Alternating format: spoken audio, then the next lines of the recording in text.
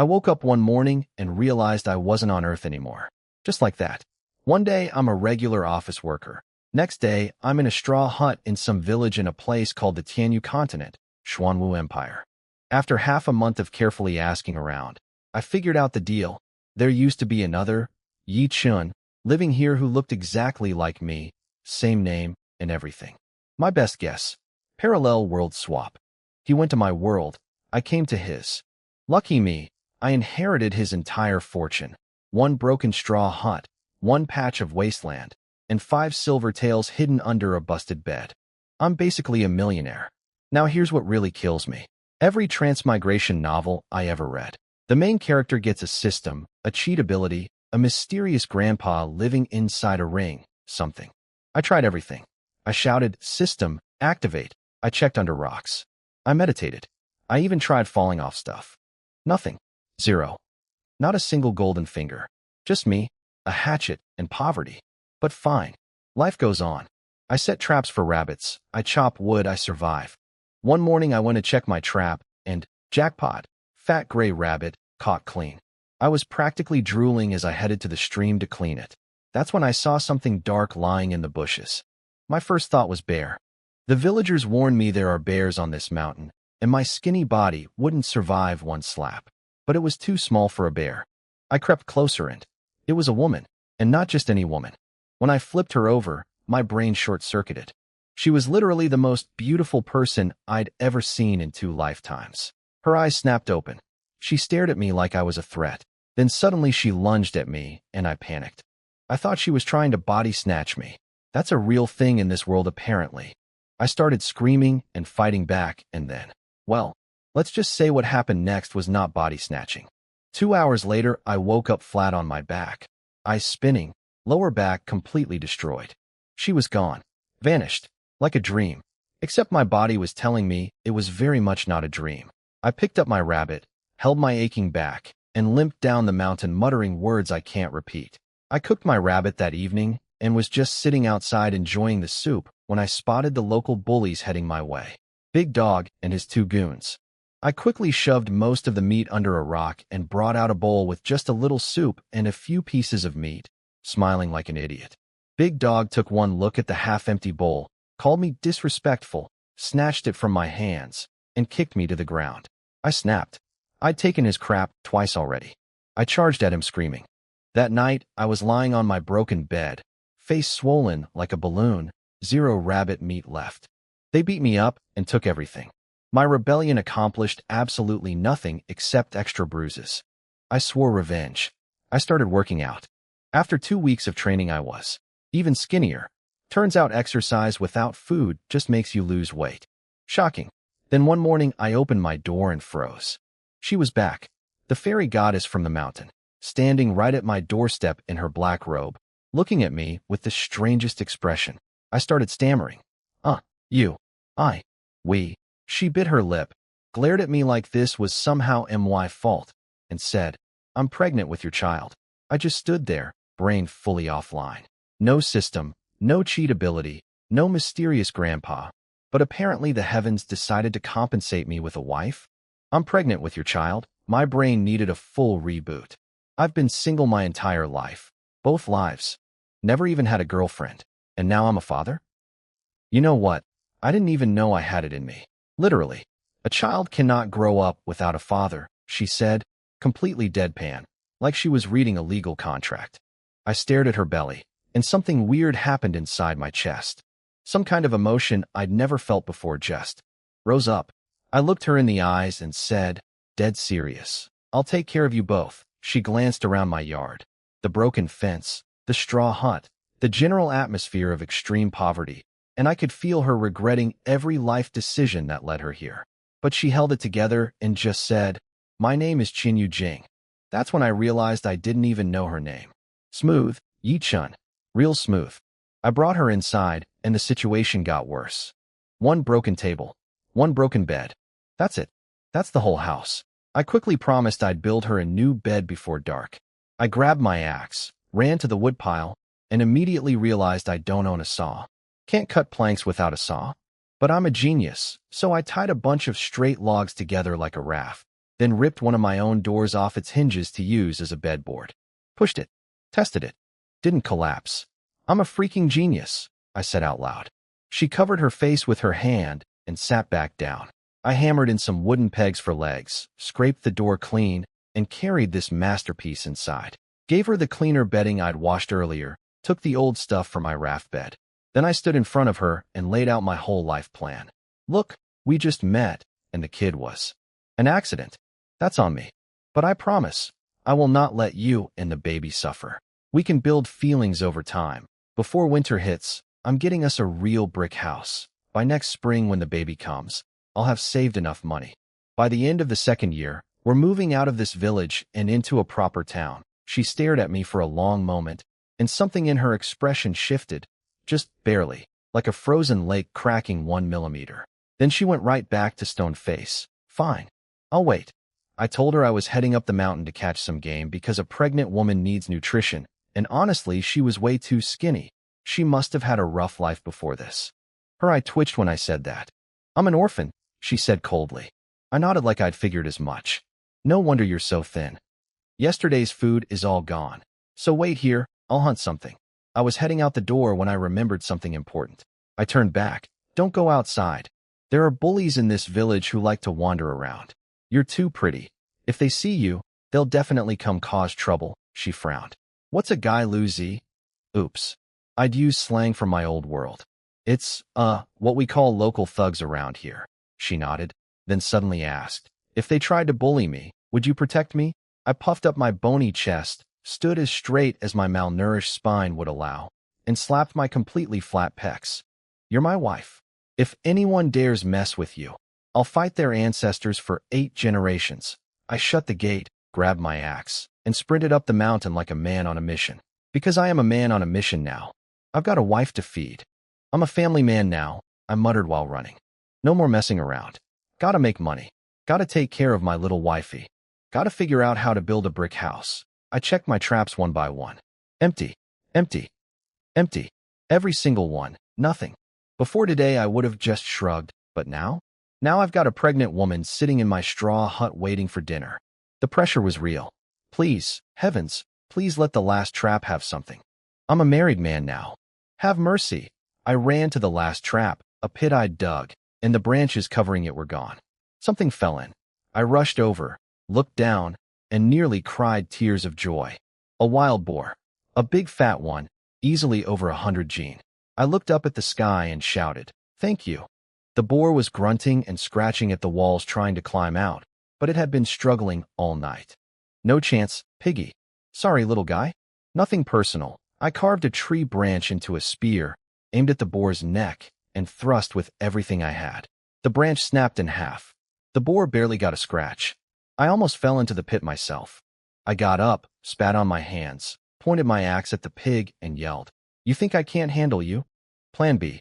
I tied my axe to a long branch with rope, but kept one end of the rope in my hand. Fool me once. Then I swung down hard. This time the axe bit deep. Blood everywhere. I kept chopping like a madman. 15 minutes later, the boar finally stopped moving. I jumped into the pit, tied the rope around it, and hugged the thing out. Over 100 gene of dead pig pressed against my back. My face turned red. My legs shook. But I started walking down the mountain. 4 or 5 li of mountain trail. I made it about 1 li before I collapsed on the ground, drenched in sweat and covered in pig blood. I smelled absolutely horrible. My lips were cracked. My face was white as paper. But every time I thought about my wife waiting at home, strength came back. I rested a minute and kept going. 2 hours later, I finally reached the village with this monster on my back. I could barely lift my head. My lips were about to split open. 100+ gene down a mountain trail. Old me would have died halfway. Then I looked up and saw people standing at MY Gate. My heart dropped. I forced my eyes to focus and saw my wife standing at the door with a cold expression, and right next to her, Big Dog and his 2 idiot brothers. Something inside me snapped. You dare mess with my wife? I don't know where the energy came from. I was half dead 2 seconds ago, but I started running with 100 gene boar on my back. I threw the pig on the ground in front of the door, pulled out my axe, and stood between my wife and those 3 dogs. Did they touch you? Get inside. I'll handle this. Big Dog and his goons weren't even looking at me. They were staring at the boar with their eyeballs practically falling out. Apparently, they'd come by earlier out of boredom, kicked down my gate, and spotted my wife inside. She'd already disguised her face to look only above average, but in this backwater village, above average might as well be supermodel level. So of course these three morons tried to harass her. What they didn't know is that she could have killed all three of them with one finger. But she remembered what I'd said before I left, so she held back and just shoved them to the doorway. She wanted to see what I'd do. Big dog bro, this boar is at least 100 gene. We could eat for half a month. The two smaller dogs ran toward my pig. Get your hands off it, I screamed. That's my kill. You want meat? Go hunt your own. Big dog smirked and slapped my face. Getting brave again, huh? Guess you missed your beating. I shoved him back and raised my axe. You want this pig? Over my dead body. The three of them cracked their knuckles and necks, grinning like they were about to enjoy this. I turned back to my wife. My face was white, my lips were cracked, I was covered in blood and sweat, and I probably smelled like a crime scene. But I squeezed out a smile and said softly, "Go inside. I've got this. I won't let them touch you or the pig." Then I turned around, raised my axe, and charged straight at all three of them. You three wild dogs. Come get some. Come fight us then. Big dog grinned and dodged my axe swing like he'd been doing this his whole life. Which he probably has. One punch straight to my gut, and I folded like a lawn chair. His two brothers jumped in and started kicking me while I was down. The axe got knocked out of my hands. Look, I'm not that useless normally, but I just carried 100 gene pig down a mountain. I had nothing left in the tank. But even on the ground getting pummeled, I kept screaming and fighting back. Every time I thought about my wife and my unborn kid, some desperate energy surged up. I kicked 3 dog off me, scrambled up, and started throwing hands with 2 dog. I knew I couldn't beat all 3, so I picked one and went all in. 3 dog got back up. Big dog grabbed my axe with an ugly grin and swung it at me. Then something weird happened. Suddenly my whole body flushed hot, and I felt like I'd been plugged into a power outlet. Strength just exploded through me. I punched 2 dogs so hard, he went flying. Literally flying. I dodged the axe, grabbed Big Dog's wrist, kicked him across the yard, and snatched my axe back. 3 dog came charging at me, and I smashed my bruised, swollen face into the scariest smile I could manage. He froze. I didn't give him time to think. Kicked him down, flipped the axe around, and slammed the flat side onto his arm. Crack. Broken. All 3 of them were rolling on the ground howling. I stood over them, cold as ice. I'm letting you live today. Come near me or my wife again, and a broken arm will be the least of your problems. Now get out. They scrambled away like scared dogs. Couldn't even go back to the village. They'd been the bullies their whole lives. How could they show up looking like this? After they ran off, I didn't turn around right away. Instead, I frantically tried to fix my hair because my wife was watching and I looked like absolute garbage. Gotta maintain some dignity. You said you wouldn't let them touch me or the pig. Her cold voice came from behind me. So in your mind, I'm about the same as a pig. Ice ran down my spine. I spun around waving my hands. No, that's not what I meant. Then what did you mean? I meant, you're pregnant. You can't be scared like that. And the pig is for your nutrition. If they take the pig, you don't eat, and that's bad for your body. They're completely separate things. She stared at me for a moment, then turned and walked back inside without a word. I noticed she was sitting on a new wooden chair that definitely wasn't there before. Wait, did you make this? That's amazing. But hey, leave the heavy work to me from now on. You just focus on resting and staying healthy. I'll handle everything. She almost said something, but didn't. Awkward silence in the yard. I scratched my head. I'm gonna go butcher the pig. You should go inside. Butchering is graphic. Not good for a lady to watch. She went inside without a word. I stretched my body and realized something strange. I felt warm inside, and my injuries barely hurt anymore. Weird, but I wasn't complaining. I grinned at my wife's silhouette and got to work. I hauled the pig into the yard, grabbed my wooden bucket, and yelled toward the house. I'm going to fetch water. It's hot out. Stay inside. Don't get sunburned. At the village well, I was filling my bucket when Widow Lou showed up. She saw my beat-up face and rushed over all concerned. Oh, Yi-chun, did Big Dog hit you again? Does it hurt? Let me wipe that for you. She reached for my face, and I dodged like she was a snake. Men and women should keep proper distance. She just laughed. So cultured. Why don't you come live with me? I've got 3 acres of land. I could send you to school in town. Maybe you'll even pass the exams and become an official. No thanks. I have a wife now. Her jaw dropped. Then she started trash talking. Is it Widow Wong from the other end of the village? She's not even as pretty as me. And let me tell you, Big Dog and his boys visit her every other. I rolled my eyes so hard they almost got stuck. My wife isn't from this village. She's from the next one over. We already have a child on the way. Look elsewhere, please. I grabbed my bucket and ran. Several trips later, the water tank was finally full. I checked the sky, almost 1 o'clock. I peeked into the house and called out, a little awkwardly, Chin Yu Jing, are you hungry? She looked up at my swollen, purple face. Her lips moved slightly. Not hungry. I laughed. Don't lie to me. You've been here since morning, and it's almost 1. Even I'm starving, and I'm a guy. Just wait. I'll butcher this pig and make you a nice soup. I sharpened my knife, scraped the table clean, threw the pig on top, and stabbed it. Blood everywhere. I quickly grabbed a bucket to catch it. Pig blood is food too. Can't waste it. Only got half a bucket though, since most of it had already leaked out on the mountain. My shirt was crusted with dried pig blood, so I ripped it off. Standing there shirtless, I was basically a skeleton with 2 ounces of muscle stapled on. I caught my wife glancing over and then immediately looking away like she'd seen something painful. Yeah, I get it. Half a month of exercise with no food will do that to a guy. I butchered the pig as fast as I could. First time doing it. But hey, I've seen the butchers at the meat market back on Earth. How hard can it be? I pulled out the guts, washed them, tossed them in a clean bucket. Thank God passed me on multiple buckets. That's the real inheritance. My knife couldn't handle the bones, so I grabbed my trusty axe and started chopping. With every swing I shouted, 80, 80, 80. My wife stared at me from the doorway with a very confused frown. She had no idea what that meant. Honestly, neither did I. It just felt right. I cut the pig into 6 big chunks, grabbed a rear leg, and ran to my kitchen, and I use that word very loosely. It's a grass shed with a sad little stove. I threw the leg in a pot, added water, tossed in some wild ginger and mountain yam I'd dug up, chopped some green onions, and dumped in some dried herb powder I'd been collecting. No salt. Salt exists in this world, but it's expensive. Even the better-off villagers only have cheap coarse salt from town. I know sea water evaporates into salt, but there's a small problem. No ain't anywhere near here. So herb powder it is. At least I haven't died from it yet.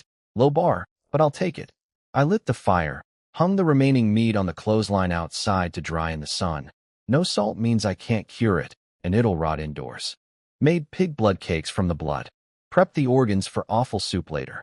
Then I washed my bloody clothes. My wife watched all of this in silence. I couldn't read her expression at all. An hour later, the soup was done. Smelled incredible. I grabbed the bowl, singular, because I own exactly one, and slapped my forehead. I completely forgot about this problem. I filled it halfway with soup and piled in as much meat as it could hold. My mouth was watering, but I carried it straight to my wife. You must be starving. Come eat. It smells amazing. She sat down, looked at the bowl, and then looked at me. Why aren't you eating? Not hungry, me?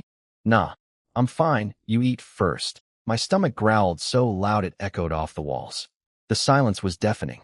I jumped up, ears burning. You eat. I'll go make myself a wooden bowl. We only have one bowl right now, but I promise that'll change. I ran outside, found a chunk of wood, split it with my axe, and started carving out a bowl with my knife like my life depended on it. Inside, my wife picked up the chopsticks and just stared at them. She looked at the bowl, then the chopsticks, then the bowl again, like she'd never seen chopsticks before. She hadn't eaten in a very long time, apparently. I came back with my ugly little wooden bowl full of soup, saw her still sitting there, and asked, "Not good?" I grabbed my chopsticks, picked up a piece of pork, and popped it in my mouth. My eyes went wide. Ancient world wild boar hits completely different. Unbelievably good. She watched how I used the chopsticks, copied me perfectly in about 2 seconds. This woman is scary smart, and took a sip of soup. Her expression softened just the tiniest bit. I inhaled my bowl in record time. She was still elegantly nibbling at hers, chewing each bite like royalty. Meanwhile, I'd been eating like a raccoon in a dumpster. Then I dove under the bed. She turned around confused. I crawled back out holding a wooden box, blew off the dust, set it on the table with a huge grin. Don't blink. I opened the box dramatically. Inside, 5 silver taels. My entire fortune. Found it when I moved the bed, leftover from the original Yichun. I pushed the box toward her, beaming. 5 whole taels. 1 one buys 2 steamed buns, and 1 tael is 1,001. That's a lot of buns. A house in town only costs 3,000 taels. Okay, that's still far away, but you're my wife now, so you're in charge of the money. She looked at me with genuine surprise, not because of the amount, but because I'd just handed her literally everything I own. Aren't you afraid I'll take your money and leave? I paused for a second, then smiled. Nope. Why not? No reason. My wife finished her soup and I asked if she wanted more. She said no. I could tell she was being polite. There was plenty left in the pot. I went to wash the dishes and honestly, I was still hungry. The old me would have just eaten more, but now I've got a family to think about. Every bite I eat is a bite my pregnant wife doesn't get. So I put the lid on the pot and saved it for dinner. Back to business. I started planning out loud. I'm only 24. I've got plenty of time to make money. Tomorrow we go to town and buy supplies.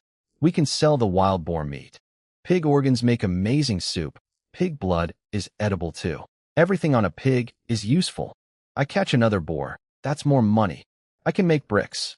I think I know how to make bricks. Either way, brick house before winter, that's the promise. Once we save enough, I'll start a business in town. I know how to brew alcohol. We could sell wine. Supply it to inns. Maybe open our own tavern. I was getting more excited by the second. I wanted to write all this down, but I didn't own paper or a pen. So I just shoved the whole business plan into my brain and hoped for the best. My wife's expression softened just slightly as she watched me ramble. Just slightly. I put on a clean shirt and told her I was heading to the village chief's house to ask about bricks. She nodded. I didn't even make it past the gate before Widow Lu came storming over like a hurricane in a dress. She shoved me aside, marched straight into my yard, saw my wife sitting in the hut with her back turned, planted her hands on her hips, and started screaming. Where'd this wild girl come from? No men in your own village, so you come steal ours? Yi Chen is mine. Get out before I make you. My wife slowly turned around and stared at her with the coldest eyes I've ever seen on a human being. Widow Lu saw her face and clicked her tongue. Oh, a little vixen. Pretty face, huh? Bet that's all you're good for, seducing men. You shameless. That's enough. I sprinted over and shoved Widow Lu back. My blood was boiling. I've never had any relationship with this woman. This is my wife. Apologize to her. Now, apologize. She jabbed her finger at my face. Look at yourself. You're dirt poor. I was doing you a favor offering to take you in, and this is how you treat me. I clenched my fists so hard my knuckles turned white. I may be poor, but I have dignity. I don't need your pity. Get out, you ungrateful little slap. I hit her across the face. First time in my life I ever hit a woman. 9 years of mandatory education did not prepare me for this. Say one more word, and I'll break your jaw. Don't test me, she screamed, clutched her cheek, and ran away crying. After she left, I unclenched my fists, took a deep breath, and nervously turned to check on my wife. I'm fine, she said, flat as always. Weren't you going to the village chief's? Go. I nodded, sighed, and ran off toward the village. The thing is, I have no idea what my wife does when I'm gone. If I did, my brain would probably melt. Because apparently, the woman sitting on my broken bed in my straw hut just casually pulled a glowing rainbow fruit out of thin air. Some kind of divine treasure from a higher realm. She ate it and channeled the energy into our unborn baby to make sure our kid would be born with God-tier talent. She also pulled out a mirror. Not a normal mirror, mind you, but one she made by ripping the literal sky off a newborn planet and forging it into glass. A weapon capable of destroying worlds. And she was using it to check if her hair looked nice.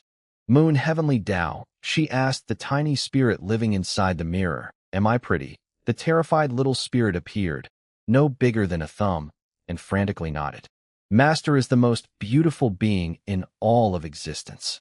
Absolutely gorgeous. Meanwhile, I was jogging through the village covered in bruises, planning how to sell pig guts for grocery money.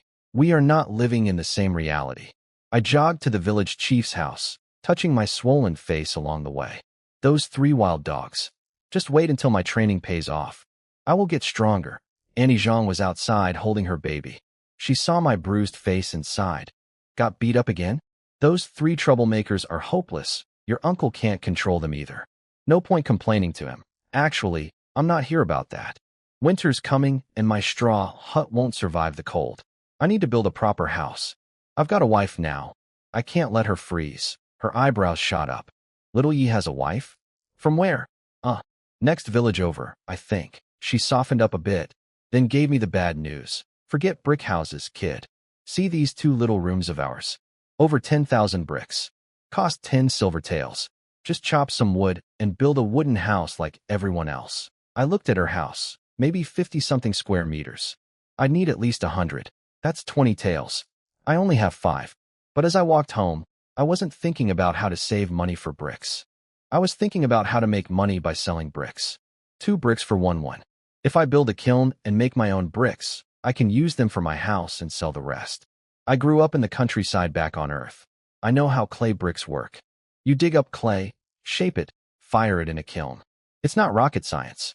My eyes lit up. I sprinted home, full of energy. My wife was sitting on the bed staring at nothing. Again, this woman can sit perfectly still for hours. I told her we'd go to town tomorrow to buy supplies and get her some clothes, since I don't own a single thing she could wear. She nodded, continued staring at nothing. I had no idea what to talk about, so I did what I do best. I grabbed a shovel and ran outside to start digging.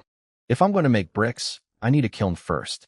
There's good clay not far from here, so step 1, build the kiln. Step 2, dry it out.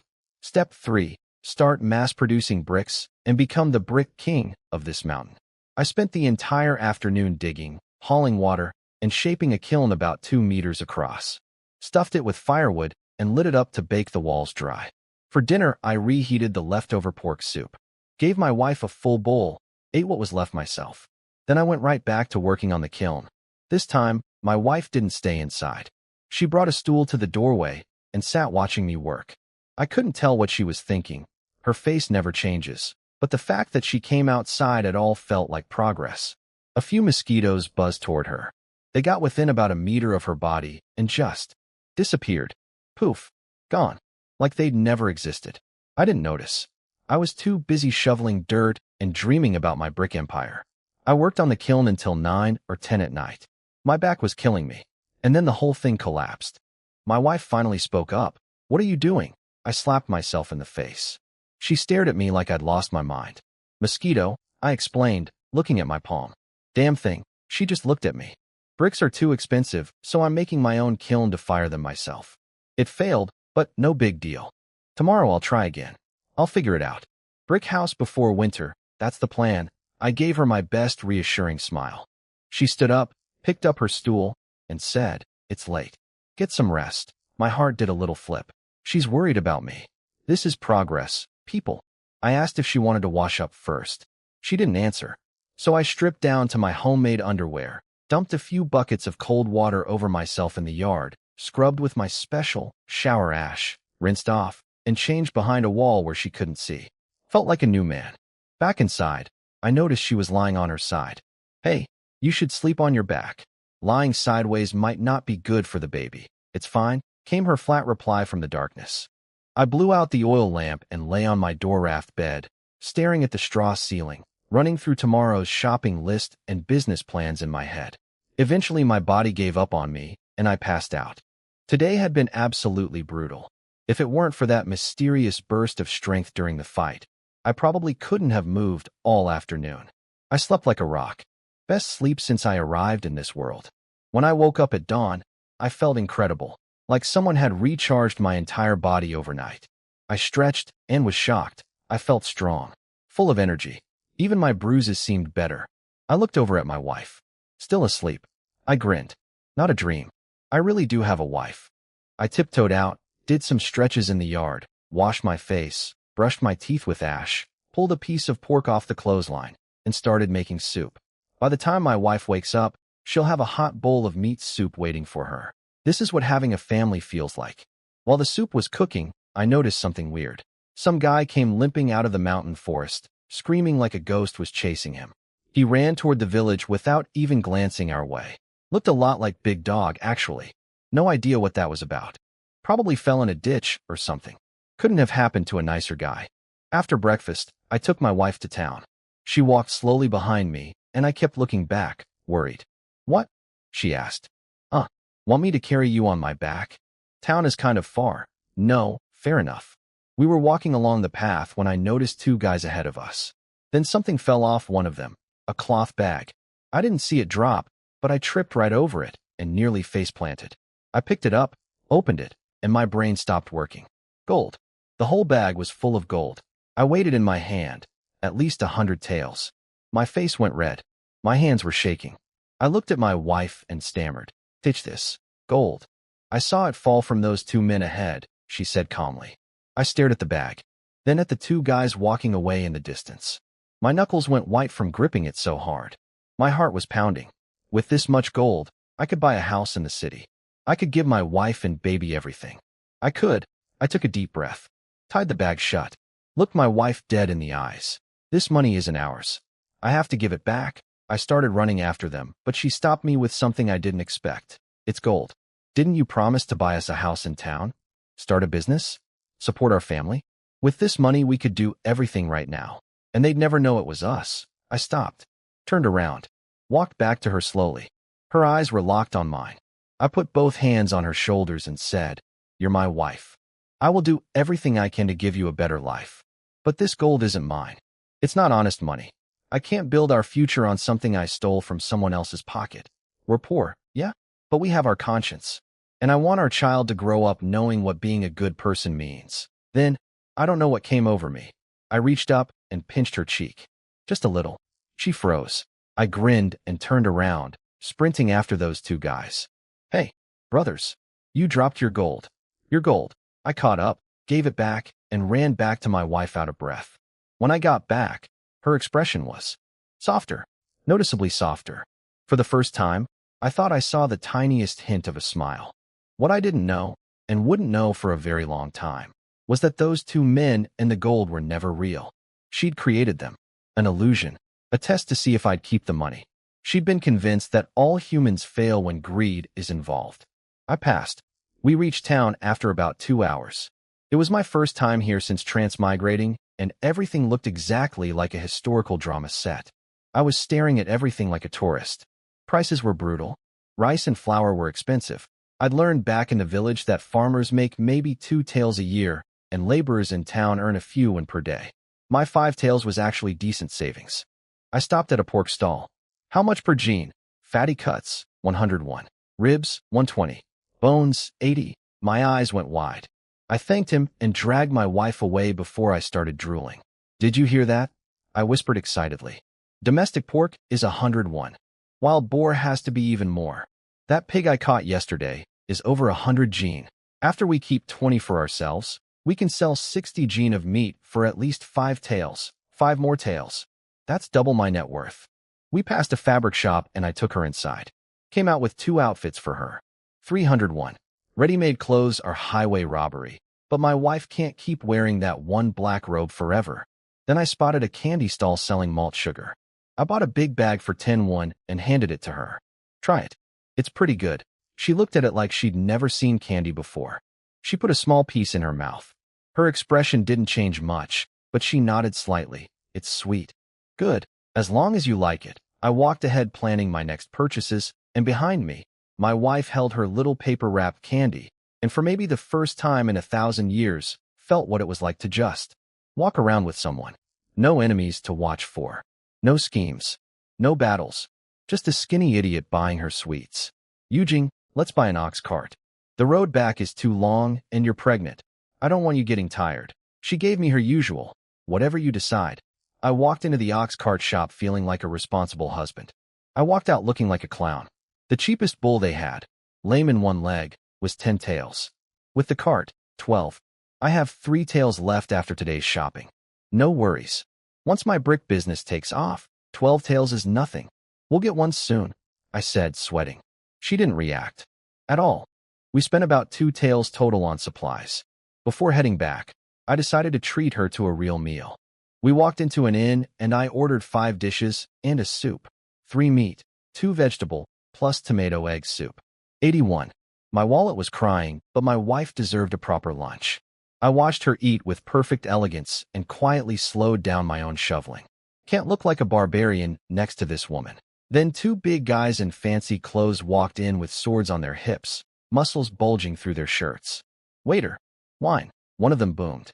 They sat at the table across from us and started talking about something called Savage Bull Force and Blood Condensation Realm and Chi Training Stage. They picked up entire jugs of something called Fireblade wine and drank them like water while everyone in the restaurant stared with their jaws on the floor. My brain nearly exploded. Cultivation. This world has cultivators? Does that mean there are immortals too? Every transmigration novel I've ever read, the main character always starts out normal, then discovers cultivation exists, and boom, their cheat ability awakens. Maybe this is when my golden finger finally kicks in. I started eavesdropping so hard I forgot to chew. My wife noticed but said nothing. She seemed to be discovering that eating food was actually kind of enjoyable as a hobby. When they looked like they were finishing up, I couldn't contain myself any longer. I told my wife, "Be right back," and walked over with my friendliest smile. "Excuse me, big brothers." I couldn't help overhearing, "What's blood condensation realm? What's Savage Bull Force?" They looked at my peasant clothes and grinned. "Village boy, right? You can tell?" "Huh. Yes, first time in town. I don't know anything. Please enlighten me. You talk like those scholars at the Literature Academy." "I hate scholars," the one surnamed Joe said. Then he poured a bowl of Fireblade wine and slid it to me. "Drink this in one go, and it proves you're a warrior at heart. All warriors are brothers." "What do you say?" I looked at the murky liquid. "Please." I drank Baijiu back on Earth. How bad could this be? I grabbed the bowl and chugged the whole thing without hesitation. It was not like Baijiu. It was like swallowing a flaming sword. My tongue went completely numb. My brain short-circuited. I started coughing uncontrollably. Then, just as suddenly, my head cleared up perfectly, like I'd never touched a drop. I was confused. Am I secretly alcohol-proof? Is that my cheat ability? Being good at drinking? What kind of useless golden finger is that? "You've got guts, kid." They clapped and started explaining everything. Savage Bull Force is a basic military technique anyone can learn by joining the army. Blood Condensation Realm is the lowest cultivation stage, 9 levels, each one giving you the strength of an additional bull. Once you max out at 9 bulls worth of blood energy, you've completed the realm. Above that is Chi Training Stage, but for that you need something called a spirit root inside your body to absorb spiritual energy. Most ordinary people don't have one. The scholars at the academy all have spirit roots. That's why they study there. Brother Zhou pulled out a black testing stone and tossed it to me. "Hold it and concentrate. If you have a spirit root, it'll glow." My hands were trembling with excitement. This is it. This is the moment. Every transmigrator gets something amazing. A supreme bone, a sacred body, a once-in-a-million-years talent. At minimum, I should be some kind of prodigy, right? I've been waiting for this since day one. I closed my eyes, focused every fiber of my being. In my heart, I was screaming, "My golden finger, come to me." The two warriors waited and waited. The stone did absolutely nothing. Brother Zhou gently took it back from my hands. I opened my eyes confused. Wait, I wasn't done yet. He gave me a sympathetic smile. "Kid, if you had a spirit root, the stone would have glowed the moment you touched it. You held it for ages. Not a single flicker. You don't have one. You don't have a spirit root. Don't have. Got a spirit root." My soul left my body. No spirit root. No cultivation talent. No cheat ability. No system. No mysterious grandpa. The only thing I got from transmigrating was accidentally sleeping with an impossibly beautiful woman. That's it. That's my entire golden finger. A one-night stand. Am I actually just trash? Brother Lou patted my shoulder and tossed me a small booklet. "Don't be too down about it. We don't have spirit roots either. That's why we walk the warrior path, body tempering. It's harder, but warriors are the strongest fighters at the same level. Here, take this copy of Savage Bull Force. And hey, if the warrior path isn't for you, there's nothing wrong with being an ordinary person." I thanked them, took the booklet, and shuffled back to my seat like a zombie. On the walk home, I had my nose buried in the manual, reading while walking. My wife slowed down and came back to me. "Is cultivation really that important to you?" I looked up at her and smiled bitterly. "Of course. If I could cultivate, I could take you somewhere better than that mountain village. I've heard cultivation has orthodox and evil paths, she said. What do you think about that? I laughed. Orthodox and evil? That's just labels people made up because they had too much free time. Say I have no talent for orthodox cultivation, but evil cultivation works. Why wouldn't I use it? I could still do good things. Does using a different method automatically make someone a bad person? Meanwhile, plenty of righteous cultivators murder innocents. Are they still righteous? It's not about what path you're on. It's about what you actually do. Then I shook myself off, grinned, and said, you know what? Forget it. Can't cultivate, so what? I have a wife now. Being ordinary is fine. Once I make enough money, I'll be a rich, ordinary person. I marched ahead humming a song from my old world. Behind me, my wife went quiet for a long moment. I didn't see her face, but apparently something I said hit pretty close to home. The whole reason she's called the Nine Abyss Empress is because she practices what the cultivation world considers the evil path. She's been hated for it her entire career. And here I was, some clueless mortal, casually saying exactly what she needed to hear. It was hot. September heat was brutal. I was drenched in sweat carrying all our purchases. I turned around and noticed my wife looked completely fine. Not a single drop of sweat. Aren't you hot? She blinked. Hot. I stared at her bone-dry face, reached over, and pinched her cheek again with a grin. Just asking. She touched her cheek after I turned around and actually stomped her foot. This guy is getting bolder and bolder. But what can she do? She picked him herself. Back home, I collapsed, chugged water, then grabbed my axe and ran back up the mountain to check traps. Nothing. Not a single catch. But I couldn't come home empty-handed, so I dug up a big mountain yam. Good enough. Yam soup is delicious. I washed the pig organs, chopped them up, made awful soup with cabbage and noodles. Made extra pots of it. Tomorrow morning, I'm borrowing the village chief's ox cart and selling this stuff in town. After dinner, back to the kiln. Second attempt, using yesterday's lessons. This time it actually worked. I was pumped. The plan: sell soup in the morning, make bricks in the afternoon, brick house in 3 months. At bedtime, I noticed my wife hadn't bathed in 2 days. Want me to heat some water? You can wash inside. I'll guard the door outside. I won't peek. Promise. She rolled over and ignored me. I shrugged, yawned, tossed the Savage Bull Force manual aside, and passed out. What I didn't know, my wife stayed awake watching me sleep. Apparently, she'd been secretly putting magical energy crystals, the highest grade ones, into my bed. Each one should last an ordinary person years. I absorbed the entire thing in one night. She had no idea how. I have 0 cultivation talent, confirmed by testing. My body is completely mortal. But somehow I'm inhaling spiritual energy like a black hole.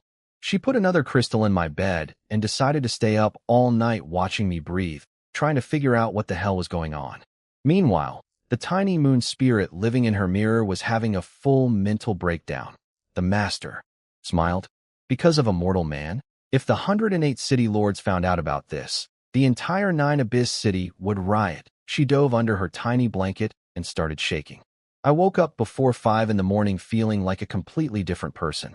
My body was buzzing with energy, like someone had secretly upgraded me overnight. I tiptoed out, washed up, and started heating the spicy, awful soup I'd prepared last night. Poured the whole thing into a giant wooden barrel, almost a meter tall, and sealed it to keep it hot. When my wife woke up, I brought her a bowl of the mild version. Try it. Tell me what you think. She took a sip and nodded. It's good. I nearly exploded with pride. Of course it is. I made a whole barrel of it to sell in town. I even named it Yes Pork Soup. She almost spit out her soup. I saw her shoulders shake slightly as I ran outside. Behind me, I heard her mutter, Yes Pork Soup, and shake her head.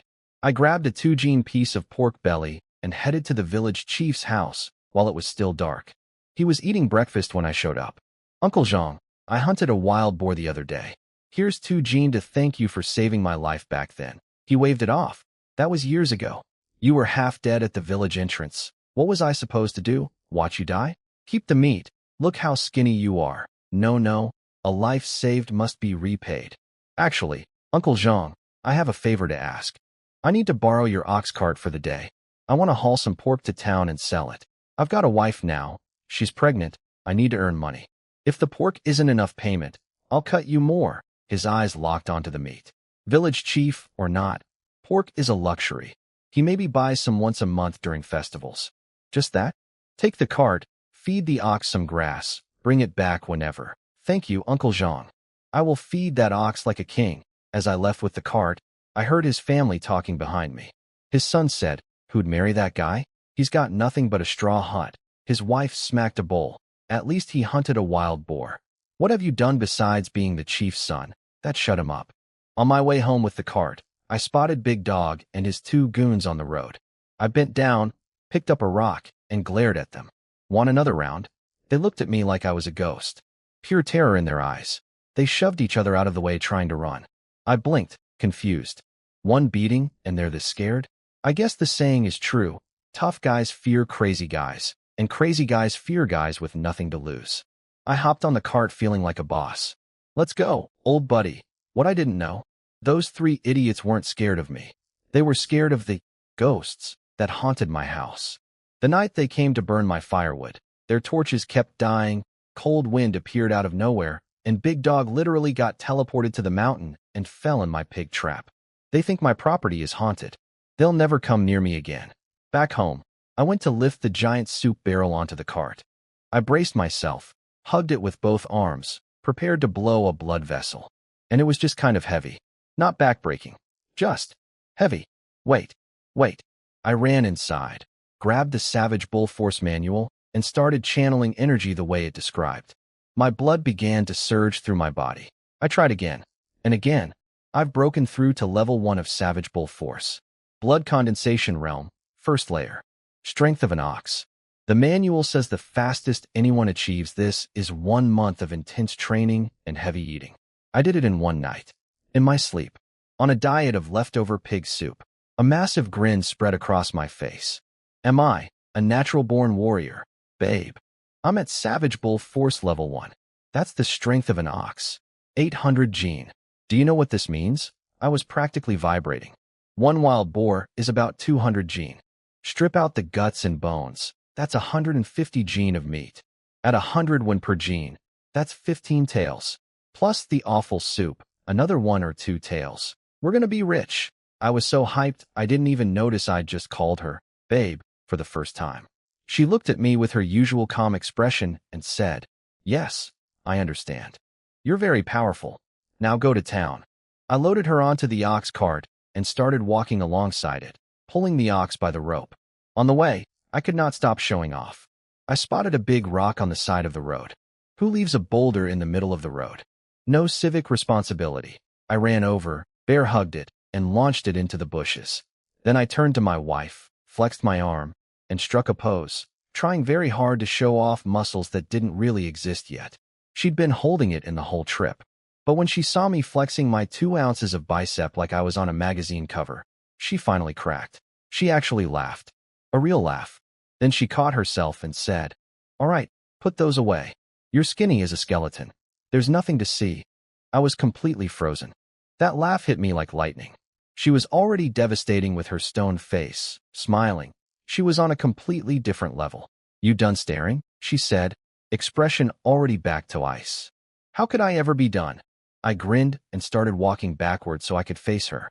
"Seriously though, you should smile more. You're incredible when you smile." She rolled her eyes. "I'm not kidding. I never even dreamed I'd have a wife this beautiful. I didn't save the world in my past life or anything. So how did I get this lucky?" "Oh, you have complaints about being my man." "Never. I was just saying." AGH. I tripped on a rock and fell flat on my back. She smirked. "This guy?" I scrambled up, kicked the rock into orbit, and jogged back alongside the cart, still trying to walk backward and chat. "Just walk forward and watch the road," she sighed. "I'm carrying your child." Where exactly would I go? My heart soared.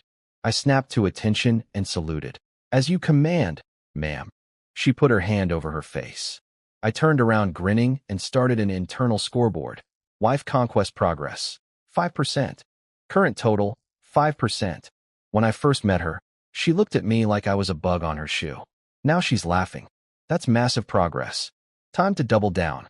I started singing as I walked, pulling the ox along. "You look so beautiful when you smile, like flowers in spring, blowing away every worry." Behind me, my wife listened quietly. Her expression slowly softened. She watched my skinny back and, without realizing it, smiled again. Her heartbeat, steady and unchanging for 100 years, quickened just the tiniest bit. We reached town at dawn. I parked the cart next to an inn called 10,000 Guests. I'd scouted this spot yesterday.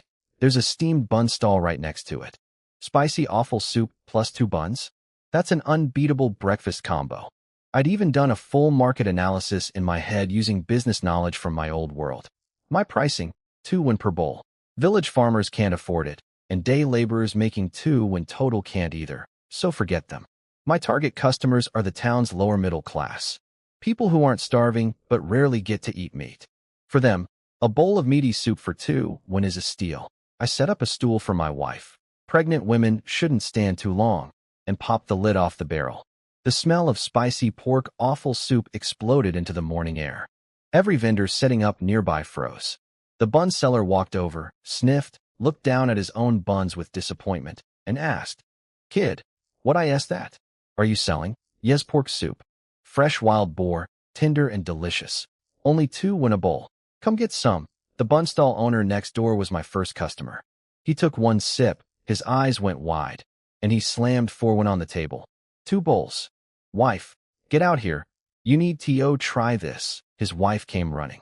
They sat there dunking buns into my soup and making sounds that were borderline inappropriate for a public street. "Kid, this is incredible. Only 2 when. You coming back tomorrow? Every day, brother." "I'm a hunter. I catch wild boar all the time."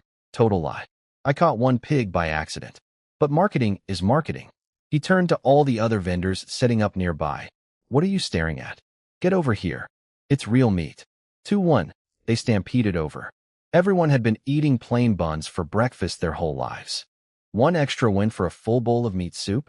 They couldn't throw money at me fast enough. "Give the money to my wife," I shouted, pointing at my wife sitting on her stool.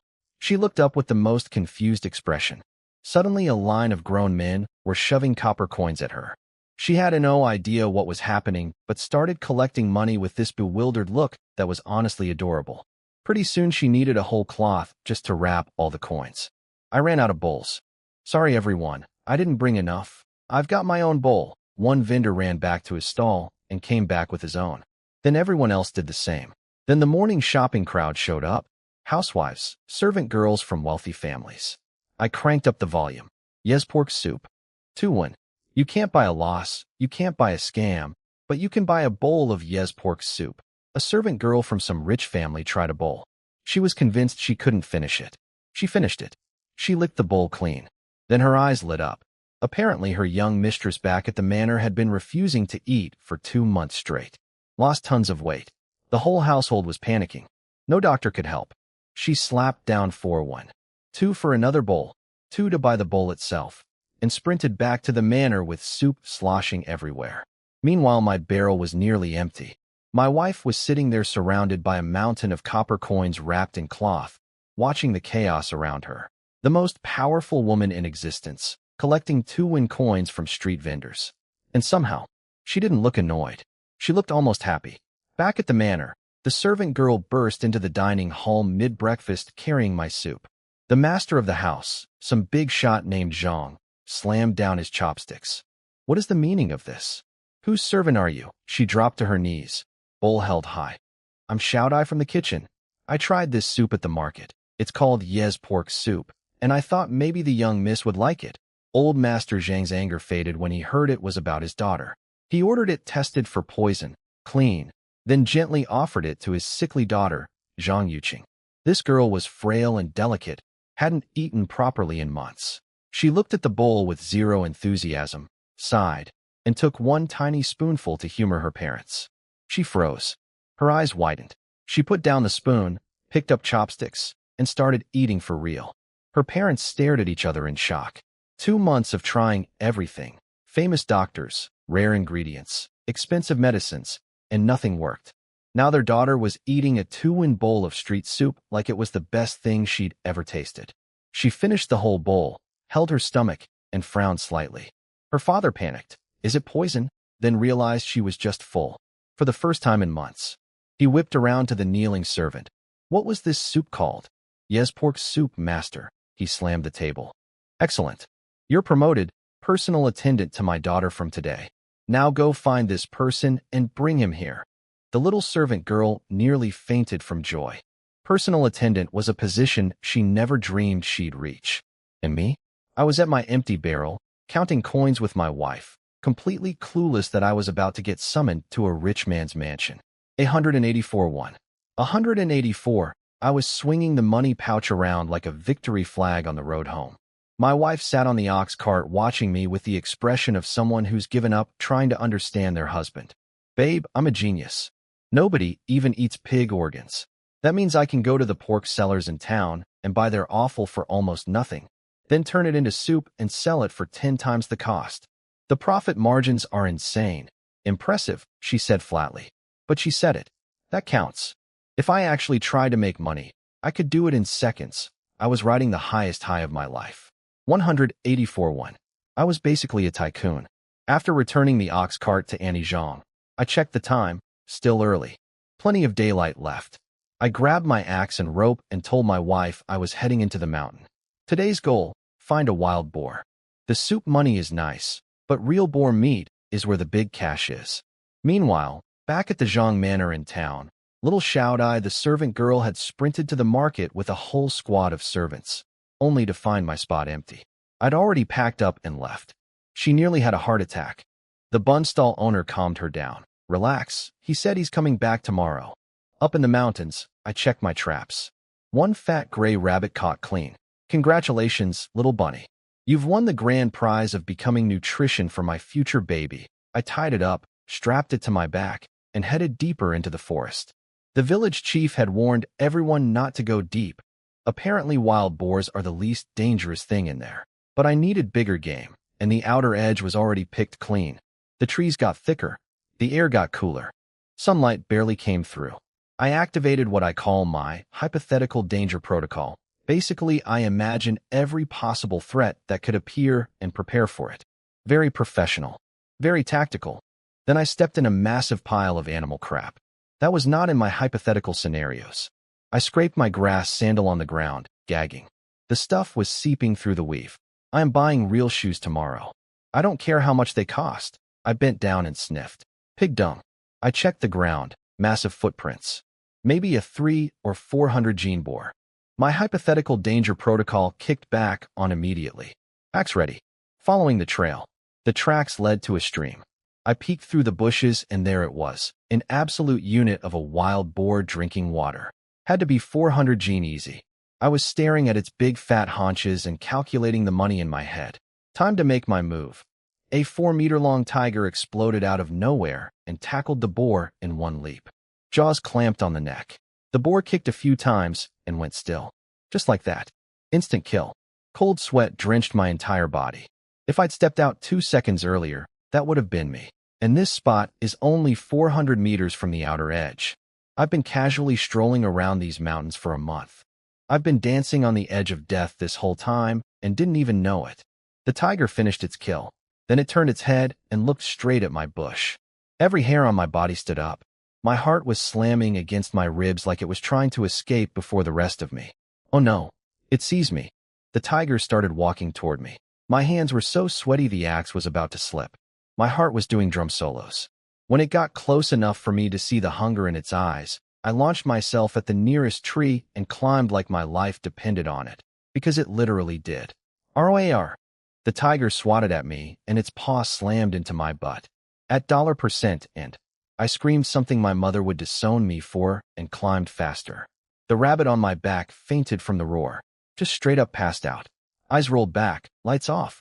I didn't even know rabbits could faint. Stay away from me. I was halfway up the tree feeling slightly safer when the whole tree started shaking. I looked down and my eyes nearly popped out. Didn't the story say cats taught tigers everything except how to climb trees? That was the whole point. The one thing tigers can't do. This tiger was punching holes in the trunk with its paws and climbing up like a ladder. One hole, another hole, just casually scaling the tree like it read a different textbook than I did. I was running out of tree. Then, thud. Heavy sound below. The tiger fell. I peeked down and it was back on the ground, staring up at me, licking its lips. Then it casually strolled over to the dead boar, ate both back legs, 70 or 80 gene of prime pork, drank some water, walked back to my tree, and lay down. This oversized cat was doing, wait by the tree for the rabbit to come down, and the rabbit was me, plus my actual rabbit. I hung there for what felt like forever. My arms and legs went completely numb. Sweat was pouring. Finally, I just started screaming. Help! Tiger! Someone please help! Deep forest. Nobody within miles. Not a single village idiot was dumb enough to come out here. Except me, apparently. Then suddenly, the tiger leaped 4 meters straight up like something invisible had terrified it, bolted across the stream, and disappeared into the bushes. I blinked, waited, slowly slid down the tree, took 2 steps toward home, then slapped myself in the face. You idiot. The pig. I sprinted back, tied up the boar, minus its 2 back legs, thanks to that furry thief, strapped the dead rabbit to my chest, and heaved 300 gene of pork onto my back. My face turned tomato red. Level 1 Savage Bull gives me 800 gene of strength, but 300 ain't light either. I ran the whole way home like a maniac. The second I got back, I dove for the water tank, drank half of it, and collapsed on the ground gasping. My wife walked out. Her face was cold. Where did you go? Pig. Wild. Pig. I pointed at the boar between breaths. I can see that. I asked where you went. Her voice dropped a few degrees. Oh no. She's angry. There was a huge tiger. I almost died. But I made it. I'm alive. I jumped up and raised my hand.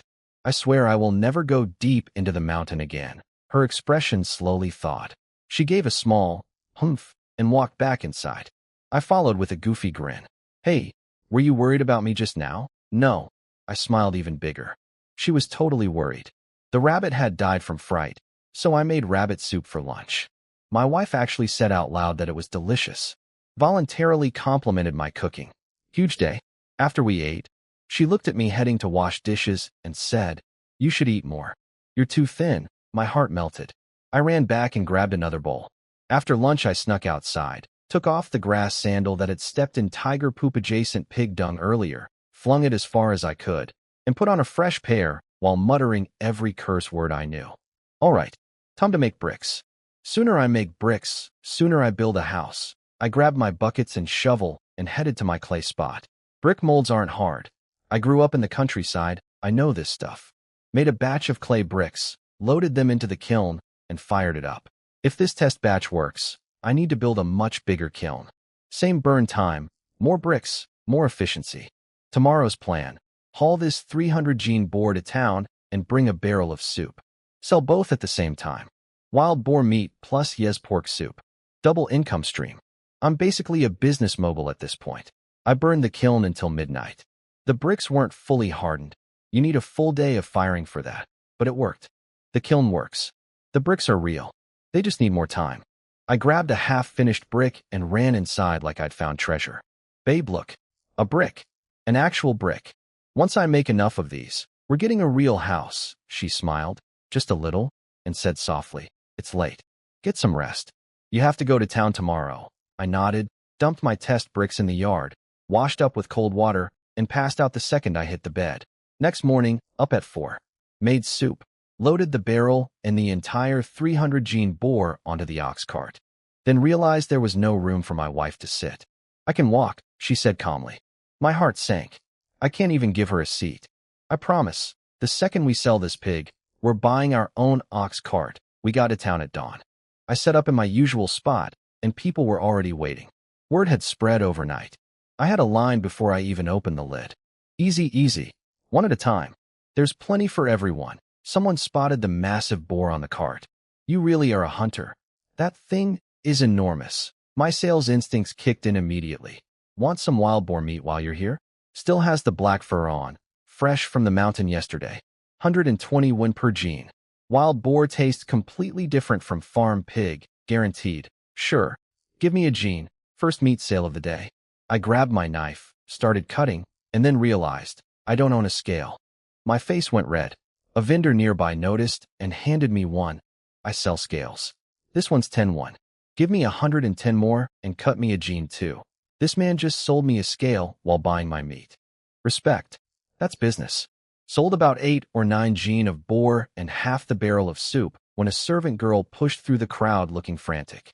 "There you are? Stop selling. I'm from the Zhang Manor. My master wants to invite you to our estate. We'll buy all your remaining soup." The crowd was not happy. Some guy in the back grumbled, "The Zhang family are scholars. Since when do they hoard street food?" I frowned. Making enemies with my customers was the last thing I needed. "If you want to buy soup, I'll sell you a bowl. But you can't buy the whole thing. These people were here first." The servant girl panicked. If her words damaged the Zhang family's reputation, she'd be in serious trouble. She quickly bowed to the crowd. "Everyone, please understand. Our young miss has been sick for 2 months. No doctor could help. Yesterday, I brought her a bowl of this soup, and she actually ate it for the first time. My master just wants to ask this gentleman to visit and help the young miss."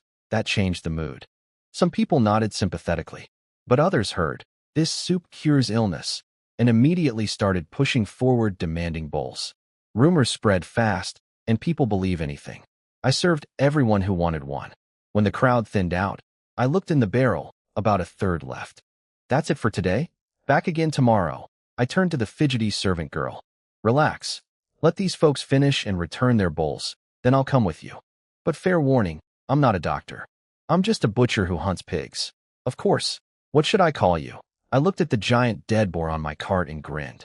"Call me the butcher." While waiting for bowls to come back, I sat with my wife and counted the morning's earnings. 164 won, plus the remaining soup. About the same as yesterday. "Did you finish the malt sugar?" I asked suddenly. She blinked. For the first time ever, she looked slightly embarrassed. Yes, she had no idea how she'd finished it either. She kept telling herself it wasn't even as good as the divine fruits she secretly eats. But somehow, whenever she was bored, her hand just reached for another piece. "I'll buy you more on the way back," I said with a smile. She watched me run around collecting bowls, washing them, packing up. Always moving, always busy, always cheerful. And something new appeared on her face. A soft, quiet warmth. She was starting to feel something she'd never experienced in 1,000 years of cultivation. It felt a little bit like home. Whoa, this place is huge. I stared at the Zhang mansion with my mouth hanging open. Giant gates, stone lions, the works. I leaned over to my wife and whispered, "Babe, someday when we're rich, we're buying a house just like this." Before I could finish my grand declaration, a tall, thin man in fancy silk robes walked out. He took one look at my torn hemp clothes and grass sandals, and his eyebrow twitched. "You made the yes pork soup?" No greeting. Straight to business. I nodded, popped open my barrel, and the smell did the talking. He nodded and sent for his daughter. We chatted a bit. The moment he heard I was from some mountain village, I could feel his respect drop to zero. He's a scholar family, literary tradition going back generations. To him, I'm basically a caveman who sells pig guts. He didn't say it, but his whole vibe screamed it. I noticed. I wasn't happy, but I kept smiling because this was his turf and I needed his money. His daughter arrived with a personal servant holding a parasol over her head. I took one look and immediately knew the type. Spoiled rich girl who's never lifted a finger. Not my cup of tea. I turned back to business. "Mr. Zhang, how much for the pork soup recipe?" Now here's where my brain kicked in. A soup recipe? That's worth maybe 10 taels, tops. I need way more than that. Time to upsell. "The soup recipe? That's nothing special," I said casually. "Your daughter doesn't have a real eating disorder. She's just bored of the same fancy food. I've got several other recipes that make the soup look basic. Let me cook a few dishes. If your daughter can't eat them, I'll give you the soup recipe for free." His face tightened. He clearly thought I was some delusional hick who didn't know his place. "Fine," he said coldly. "Show me what you've got." They led me to the kitchen. I walked in and my jaw hit the floor. This kitchen was bigger than my entire property, straw hut, yard, and all. The amount of ingredients and seasonings they had. I was in heaven. I checked what was available, formed my plan, and got to work. In under 20 minutes, I made 3 dishes: spicy vinegar potato shreds, stir-fried cabbage and vinegar sauce, and pickled vegetable fish soup. The first 2 took maybe 10 minutes each. Child's play. The smell hit the room like a bomb. Mr. Zhang and his wife were standing there trying to look dignified while their mouths watered uncontrollably. They called their daughter over. She walked in reluctantly, took one bite of the cabbage, and her eyes went wide. She started eating like she hadn't seen food in months, which she basically hadn't. The potato shreds blew her mind. She'd only ever had potatoes in soup. Nobody here knows you can shred them and stir-fry with vinegar. By the time she reached the pickled fish, she was already full. She grabbed her father's arm. "Daddy, is he our new chef?" "This is amazing." Mr. Zhang walked to the table, grabbed clean chopsticks, tasted each dish, and his eyes nearly fell out. He spun around and stared at me like I'd performed sorcery. "How much for all 4 recipes?" I glanced at my wife, hoping for a reaction. She looked completely unsurprised. Not even a raised eyebrow. "Okay then." I played it cool. "These are my best techniques. I honestly don't know what they're worth." "You name a price." He held up 2 fingers in a figure-8 gesture. My heart started racing. 80 taels? He shook his head. 800 taels. For all 4 recipes. 800 taels. Every cell in my body was screaming. I wanted a backflip. I wanted to cry. I wanted to grab my wife and spin her around. But I'd seen big storms. That's what I told myself while my left eye twitched, so I kept my composure. "Mostly. 800 it is. Oh, by the way, I've got a 200 gene wild boar on my cart out front. Freshly caught. Interested? Make it an even 900 for everything," he said with a dismissive wave, like he was tipping a waiter. 900 taels. He pulled out a stack of banknotes and counted out 9. I took them, stared at the fancy writing, and then had to ask the most embarrassing question of my life. Where exactly do I exchange these for actual silver?" "The Xuanwu Bank can exchange those," Mr. Zhang explained. "Though each note loses 1 tael in fees." I walked out of the Zhang mansion staring at 9 banknotes like they were holy scriptures. "Babe, 900 taels. We only need 2,100 more for a city house." "I should have cooked more dishes." "Impressive," she said again. 2 compliments in 2 days. I'm on a roll. I grabbed her hand, slapped the banknotes into her palm, and declared, "You're in charge of finances. Now let's go buy a freaking OX cart and malt sugar."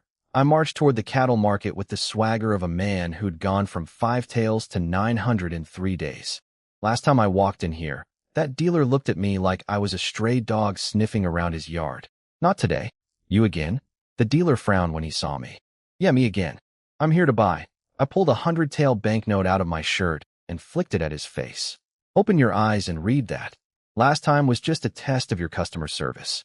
You failed, by the way." The transformation was instant. His spine curved into a bow, his frown became a grin, and suddenly I was "Sir," instead of "Kid." "Right this way, sir." "These are the 20-tael cows, but over here we have the premium 40-tael. "Nope. This one, 20 taels, plus a cart for 2. You told me carts were 2 taels last time, so don't even try." "But sir, this cow doesn't match your status." I said "this one." "Hook it up." "I'm watching." I picked a young female cow. My thinking, if I find a bull later, I could breed them and get baby calves for free. Passive income. My business brain never stops. 30 minutes later, I rolled out with a brand new ox cart, and this one had a canopy on top for shade. My wife would ride in comfort from now on. No more walking 2 hours in the September sun. Bought malt sugar. Bought 3 pairs of real cloth shoes for each of us. No more grass sandals. No more stepping in animal droppings and feeling it squish through the weave. Those days are over. On the road home, I drove the village chief's old cart while my wife sat in our new one. Side by side, 2 carts rolling through the countryside. I found a big leaf and put it on my head as a sun hat. The gentle rocking of the cart started putting me to sleep. "Yi-chun," I jerked awake and wiped non-existent drool from my mouth. "Huh? What?" "I wasn't sleeping. I said I actually like living in the mountain village. Town is too noisy. I don't like it." I blinked. Did my wife just voluntarily start a conversation without me asking first? This has never happened before. "Sure. Then we'll just build a bigger house right where we are." Easy. Even with 900 taels in my pocket, I wasn't planning to buy bricks. I can make my own. The money is for bigger plans, brewing wine, opening a restaurant, investing. Money makes money. I can't just spend it all and go back to zero. I've got a wife and a baby coming next year. "I've decided," I shouted suddenly, making my wife jump. "We're saving this money for business. And when the kid grows up, we won't send them to some academy. We'll hire a private tutor to come to US." She shot me an annoyed glance. She'd been lost in thought about finding herself a hobby for the next 100 years and went back to her own world. Near the village, I spotted something in a pile of dry grass by the road. I stopped the cart and went to look. My wife followed, curious. It was a litter of newborn puppies. Tiny little things, barely bigger than my palm. Yellow-brown fur. Someone's dog must have given birth and abandoned them here. I touched them one by one. All dead. My heart sank. Then one of them twitched. One's alive. I scooped it up carefully. Its eyes weren't even open yet. This tiny warm thing in my hands, barely breathing. I grew up in the countryside. I had a dog named De Huang when I was a kid. When he died of old age, 12-year-old me cried for days. I looked at my wife with soft eyes. Babe, can we keep him? He's so small. She looked at the puppy. Something flickered in her expression. She nodded. I grinned and gently stroked its little head with one finger. You're all yellow, so I'll call you De Huang. Grow up big and strong for me, okay? The tiny puppy wiggled its head, and my heart completely melted. When I rolled into the village with 2 ox carts, you'd think I'd arrived on a dragon. Half the village stopped and stared. Only 3 or 4 families in the entire village own an ox cart, and here comes Yichun, the guy everyone forgot existed, pulling up with 2. Is that really your cart? Some guy stammered. Yep. Sold some wild boar meat in town. Figured I'd get one for convenience. I said it casually, like buying ox carts was just a Tuesday for me. Incredible. That boy's really made something of himself. Of course, for every person saying something nice, there were 5 whispering behind my back. Probably just dumb luck. If he's so rich, why's he still in that straw hut? His wife is probably ugly. Did you see her wearing that long robe with a hood in this heat? Good thing I live 100 meters outside the village and couldn't hear any of it. And honestly, even if I could, who cares? Arguing with gossips would just bring me down to their level. Has trash talking ever made anyone richer? No? Then shut up and let me work. Back home, I made a little nest of dry grass on the floor for our new puppy. It was sweltering hot, so no worries about him getting cold. Then I made pork noodles, hand-pulled, with cabbage in a rich broth. Saved some lukewarm broth, mashed up the noodles soft, and carefully fed it to little De Huang. This puppy had probably never even had milk, and here he was slurping down noodle soup. Look at that. Didn't even get proper nursing, and he's already eating solid food. That's a country dog for you. Tough as nails. After dinner, I reached for the dishes, but my wife stood up. I'll wash them. You go do your work. I froze, stared at her, then grabbed her arm, walked her back to the bed, and gently pushed her down by the shoulders. Absolutely not. You're carrying our baby. No housework. That's my job. You rest. But no buts. I handle all the chores. You are banned from working. I walked out grinning ear to ear, humming a tune while scrubbing bowls. My wife wanted to do dishes. She's engaging. She's participating. Wife conquest progress, 5%. Current total, 10%. When I peeked back inside, De Huang was curled up sleeping in my wife's palm. Perfect. Everything is perfect. I spent the afternoon building a real kiln. 4 meters long, 2 meters wide, 2 meters tall. This beast could fire about 1,000 bricks per batch. My house plan calls for a small 2-story building. Roughly 60 to 70,000 bricks. Long road ahead, but every brick counts. That evening I took the cart out to make brick molds. My wife followed with De Huang, watching me work in the mud. After about an hour, I wiped my hands and admired my output pile. Not bad. Over 1,000 molds in just an hour. I'm more efficient than I thought. What I didn't notice was my wife subtly waving her fingers behind my back, causing clay to magically shape itself into perfect brick molds and slide into my pile. So yeah, maybe my efficiency wasn't entirely natural. 2 cartloads later, everything was stacked and ready to fire tomorrow. I was exhausted. Showered, collapsed on the bed, gone. Next morning I skipped the town trip. Not enough pork left to sell, and I had more important things to do. Bricks need at least a full day of firing for proper hardness. I went up the mountain at dawn, came back with 200 gene of firewood on my back and a fat rabbit hanging from my belt. Breakfast was rabbit soup. De Huang got some mashed meat and broth. I loaded the kiln and started firing. Temperature control is tricky. I had to stay close all day to keep it steady. Meanwhile, on the road from town to our village, something I knew nothing about was happening. A group of thugs were riding an ox cart, heading straight for me. Tiger bro, you sure this guy's really in Mountain Village? My brother works at the cattle market. He told me some village idiot showed up yesterday, flashed a 100-tael banknote, bought a cart for 22 taels. Kid's definitely sitting on at least 80 more. We grab the silver, take the cart, rough him up so bad he won't walk for years. Easy money. The leader grinned, eyes full of greed, staring at the village in the distance. And I was just standing by my kiln, watching bricks bake, completely clueless. I was sitting by my kiln, feeding it firewood, minding my own business, when a couple I'd never seen before strolled up with the biggest fake smiles I've ever witnessed. Little Yi, what are you working on? The man's eyes weren't on me, though. They were glued to my cow grazing nearby. Nothing much. And you are? I'm Li Datu. Call me Uncle Li. This is my wife Zhou Tsuehua. Call her Annie Zhou. Oh, by the way, mind if I borrow your ox cart? Just need to pop into town. Just like that. 2 seconds in, and I'm suddenly his nephew, and my ox cart is apparently community property. Sorry, I need it today. That's when Auntie Zhou showed her true colors. Her voice went sharp and nasty. You better think carefully, little Yi. Our family is one of the wealthy ones in this village. It's just a cart. Don't make things ugly over something so small. I stopped smiling. I picked up my axe and cracked a log in half right in front of them. They stumbled backward. I looked at them sideways and said, if your family's so wealthy, go buy your own cart. Or did you come here expecting me to bow and cut you 2 gene of pork as a bonus? I was being sarcastic, but this woman's eyes literally lit up. Well, if you're offering pork, I wouldn't want to trouble you. I'll just go cut it myself. She grabbed her husband's arm and started walking toward MY yard, toward MY meat hanging on the line. I was so stunned by her audacity that my brain briefly shut down. I threw my axe and it thudded into the ground right in front of them. We're not family. We're not friends. You never once helped me when I was starving. Now I have something and suddenly you're auntie and uncle? Get out. How dare you talk to your auntie that way? I'm not asking for much, just a little pork. Fine. Husband, go get 2 steamed buns from home. See, we're trading. 2 buns for 2 gene of meat, fair and square. The husband actually started running home to get buns. 2 buns. For 2 gene of wild boar. That's not a trade. That's robbery. I'd had enough. Get out. No cart. No pork. You want meat? Go hunt it yourself. Stop embarrassing yourselves in front of my house. I'm not leaving until you give me MY2 gene of pork. Her pork? 2 minutes ago it was MY pork and now it's hers.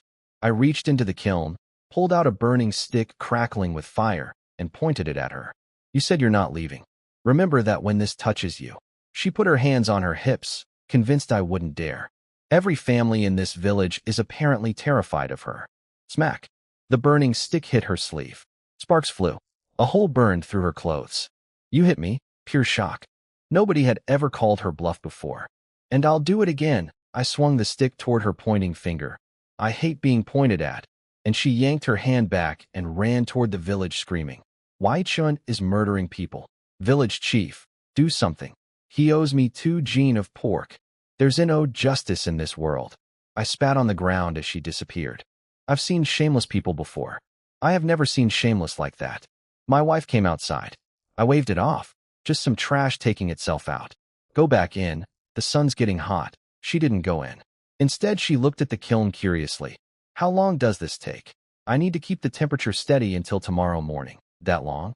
Yeah, but 1 batch is 1,000 bricks. I figure our house needs 60 to 70,000. If I build a second kiln and run them both, I can finish in under 2 months. She nodded and went back inside. What I didn't know was that she scanned my kiln with her powers, figured out how brick firing works in about 3 seconds, secretly stabilized the temperature with a wisp of energy so the fire would stay perfect without me fussing over it, and quietly teleported an extra 200 or 300 brick molds into the kiln from thin air. Not too many, though. She didn't want me getting suspicious about my productivity. Meanwhile, her little mirror spirit was watching all this from inside the enchanted glass, face scrunched up in conflict, and finally whispered to herself, Master is becoming more and more human. Back in the village, Auntie Zhou was losing it. That outsider boy, Li Datu. You get people. We're taking his cart and his meat. And on the road from town, a bigger problem was approaching. A gang of thugs on an ox cart, led by someone called Tiger Bro, had just spotted my straw hut in the distance. They could see my brand new ox cart parked outside. Tiger Bro pulled out a knife, licked his lips, and grinned at his boys. Time to work. And I was just sitting by my kiln, feeding sticks into the fire, thinking about house blueprints. I was sitting by my kiln, drawing house plans in the dirt with a stick, muttering to myself like a happy maniac. Two-story house here. Big wooden fence around the whole thing. Real logs, not these twigs I've got now. Bamboo garden in the back. Vegetable plots over there. September planting. Celery, spinach, lettuce, garlic, chili peppers, green onions, cabbage. Sweet potatoes go in the farmland. Can't waste yard space. Sweet potato noodles sell for 20 won a jean. If I scale up, I could open a whole noodle factory. Hire villagers to work the fields, pay them wages, and I just sit back and collect money. I was basically one step away from drawing a corporate org chart in the dirt when something hit me in the back. A rock. I jumped up. 6 mean-looking guys were walking toward me, all holding knives. I assumed Zhou Tsuehua sent them. So this is what that shameless woman's solution is. Sending thugs? I've never met anyone this disgusting in my life. I grabbed my carrying pole off the ground and cracked my neck. You want to bully me? Let's see if you've got the skills. The leader, some punk called Tiger Bro, waved his knife and laughed. Get him, boys, they charged. Big mistake. I am a level 1 warrior now. Strength of an ox. 800 gene of force. The first guy got the pole across his face and flew 3 meters backward like a rag doll. These were regular thugs. No cultivation, no training. Against an actual warrior, even a beginner, they had 0 chance. Eat this. I cracked Tiger Bro across the skull, and he staggered backward seeing stars. 6 guys, 1 carrying pole, 30 seconds. All of them were on the ground groaning. Go back and tell that woman. Yichun is not made of soft dough. Come at me again, and I'll break more than your pride. My uncle is a level 3 warrior, Tiger Bro yelled while running. You're dead. Then I noticed they were scrambling toward their ox cart to escape. My eyes lit up. These guys came to rob me. It's only fair I take their stuff as compensation. I sprinted after them, vaulted onto the cart, and beat them all off it with my pole. They tumbled into the dirt and kept running. I stood on the cart like a conqueror. This is mine now. Want it back? Come and get it. Meanwhile, Li Datu and Zhou Tsuehua had actually rallied 5 or 6 villagers with hoes to come, teach me a lesson, but they arrived just in time to see me single-handedly demolish 6 armed thugs. The villagers took one look and started backing away. Uncle Li, maybe we should leave him alone. Those guys had knives and he wrecked them. Li Data's courage evaporated. Let's go. He lives here. We'll get another chance. Zhou Tsuehua wanted to argue, but she just watched me turn 6 men into floor decorations. They all shuffled back to the village. I drove my new cart home, noticed the retreating villagers, then looked at the thugs running toward town, and put it together. Wait, those thugs weren't from Zhou Tsuehua. I checked the cart. It had the cattle market's brand stamped on it. That sleazy dealer must have sent them after seeing my 100-tailed banknote yesterday. Whatever. If he sends more, I'll just collect more ox carts. Free delivery. I parked the new cart in the yard and hopped down grinning. Babe, I captured an ox cart. And the bull is male, so now we don't need to find one for breeding. Our cows can make babies. She leaned against the doorframe, gave me her signature look of affectionate exasperation, and went back inside. After lunch I was playing with De Huang when the little guy's eyelids started twitching. Then, they opened. Tiny round eyes looking up at me for the first time. Babe. De Huang opened his eyes. Look. I ran over and held him up to my wife. The puppy looked at us both, then stuck out his tiny pink tongue and licked my palm. My heart exploded. My wife actually smiled and reached over to pet his head. Even she couldn't resist this level of cute.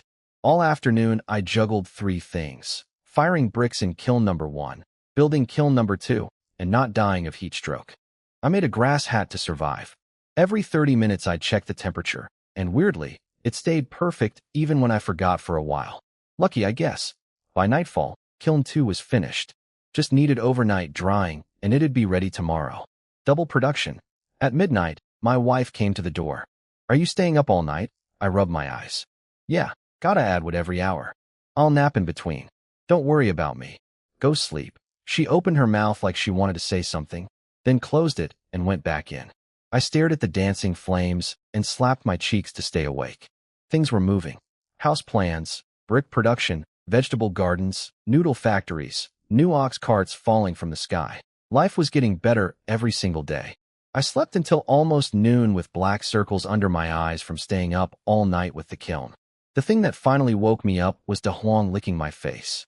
Whoa, De Huang, what happened to you? You're twice the size you were yesterday. I held him up in disbelief. This puppy was 2 palms big now. He was barely 1 palm when I found him. He opened his little mouth and went, no, no, no, like this, a woo, a woo. He tilted his head, looked at me with those tiny round eyes, and went, yeah, a woo, a woo. Good boy. I was so proud. My wife walked out of the kitchen carrying a bowl and said flatly, he's a dog, not a wolf. Why are you teaching him to howl? Because it's fun. Don't you think it's? I stopped mid-sentence when I realized what just happened. Wait, did you cook? I took the bowl and frowned. I told you no housework. You're pregnant, she huffed and went back to the kitchen. I followed her in and looked at the pot of meat soup. Something was off. The iron pot looked newer, shinier, like someone had just bought it. Weird. Wasn't this pot old and beat up? She froze for half a second, picked up her bowl, and walked out. Eat. What I didn't know? This was her first time ever cooking. In thousands of years of existence. She'd watched me do it a few times and figured how hard could it be. She lit the fire, put the pot on, fine so far. Then she decided the fire was too weak, flicked her finger, and accidentally summoned divine flame that burned a hole straight through the iron pot. She caught the meat and soup with spiritual energy right before it all fell into the fire, then reformed the entire pot from scratch using raw power. The 9 Abyss Empress's first cooking attempt ended with a destroyed pot. Her second attempt, she very humbly used regular firewood like a normal person. I slurped the soup and grinned. Natural flavor. Really good. She took a sip and immediately frowned. This is terrible. It has no taste at all. Oh, you forgot the seasoning. No big deal. Seasoning? I didn't see you add seasoning before. I blinked. Have you? Never cooked before? She looked slightly defensive. I just didn't want to cook before. I let it go. Fed De Huang some meat in his little bowl. Then noticed something strange. I was sure I'd left De Huang on the bed, which is pretty high off the ground. How did he get down here? She ate her tasteless soup in absolute silence. After lunch, I pulled out my first batch of real bricks from the kiln. Slammed 2 together, neither broke. The hardness was solid. I'd chosen to make green bricks instead of red ones. Both are similar in strength, but green bricks handle weather, water, and aging way better. Since I'm building in a village with no shelter from the elements, green bricks were the obvious choice. I stacked them in the yard, counted them, and smiled. A couple months of this, and I'd have enough for a 2-story house. I didn't notice there were a few hundred more bricks than there should have been. Over the next 2 days, I fell into a rhythm. Make brick molds, fire them, repeat. I even discovered a type of wood that burns for 4 to 5 hours straight, which meant I could actually sleep at night instead of waking up every hour. Game changer. One evening I was sitting by the kiln playing with De Huang, who was now 4 palms big, growing at an absolutely insane rate. I dangled a bone above him, and he jumped and yapped trying to grab it. My wife sat at the doorway watching us with a soft smile. She seemed content, genuinely content, not bored, not annoyed, not tolerating her situation, actually enjoying it. Then we heard screaming. A woman in fancy clothes was sprinting toward our house from the village entrance, hair flying everywhere. Behind her, 4 or 5 men with big swords chasing her. Help! Help! They're trying to kill me. She spotted me, and her eyes lit up with relief. Then she saw my wife standing next to me, and her face went completely stiff. Her eyebrows knotted up. Something in her expression didn't look like normal surprise. It looked like confusion. Like she'd been expecting something specific, and this wasn't it.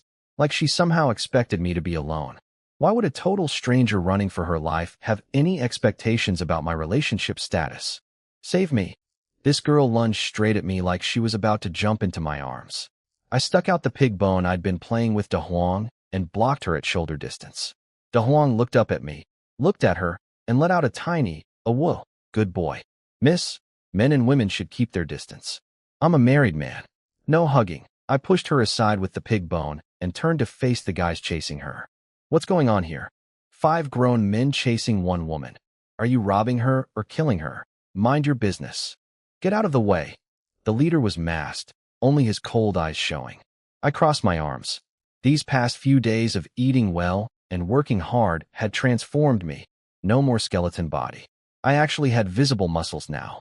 standing at 6 feet tall, draped in hemp, holding a pig leg bone. I looked like a barbarian warlord. I let my blood energy surge. Every vein in my body popped out and pulsed visibly.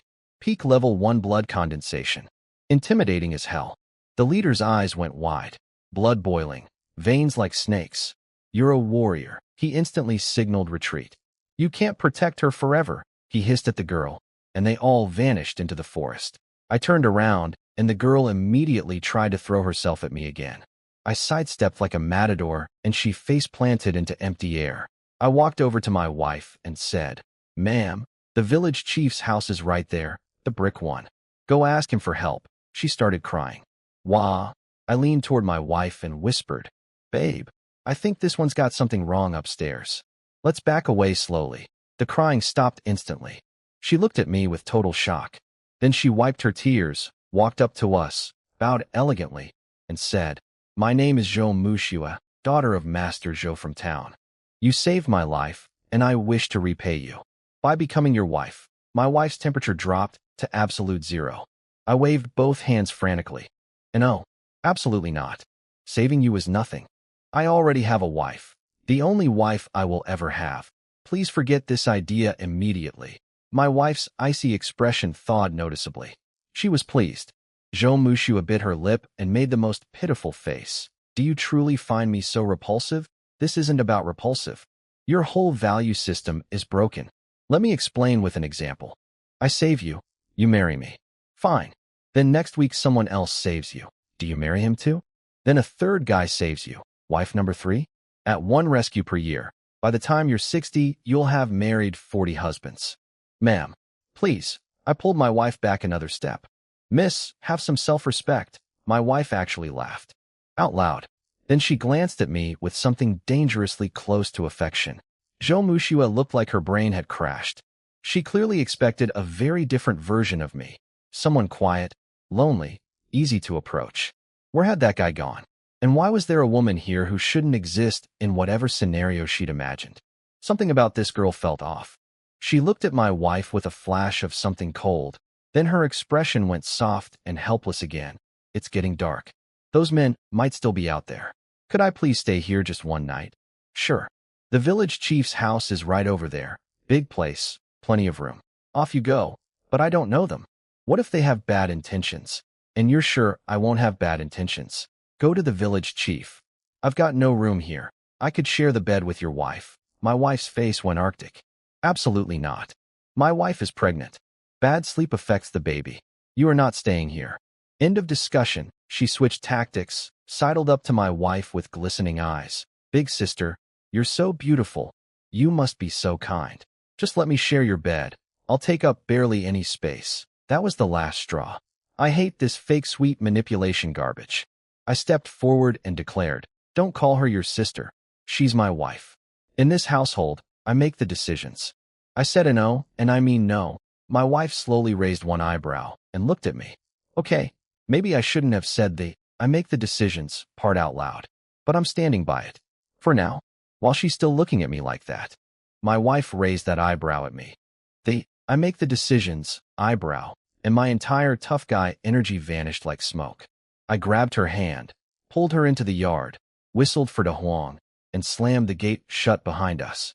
Inside the hut, I lit the oil lamp, poured her tea, unwrapped the malt sugar, and immediately started giving her a shoulder massage.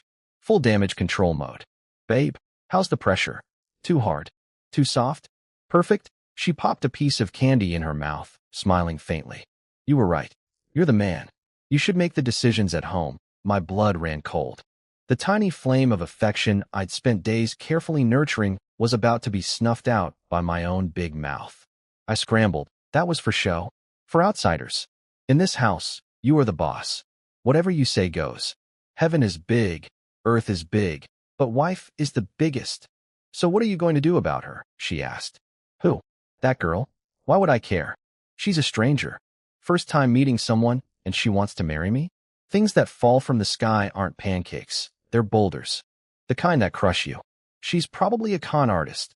De Huang chose this moment to grab my pant leg with his teeth. "De Huang, let go. There's a stick by the door. Go chew that." He released me with a happy, AWO, and bounced away to attack the stick. My wife said quietly, "Didn't I technically offer myself to you too? Why weren't you worried I was a scam?" My hand slowed on her shoulders. I thought about it seriously for a moment, then said, "Feeling.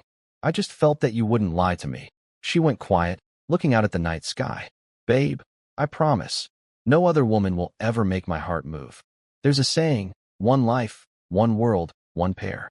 You're all I need. One life, one world, one pair," she repeated softly. Her heart skipped 2 beats. A small smile appeared.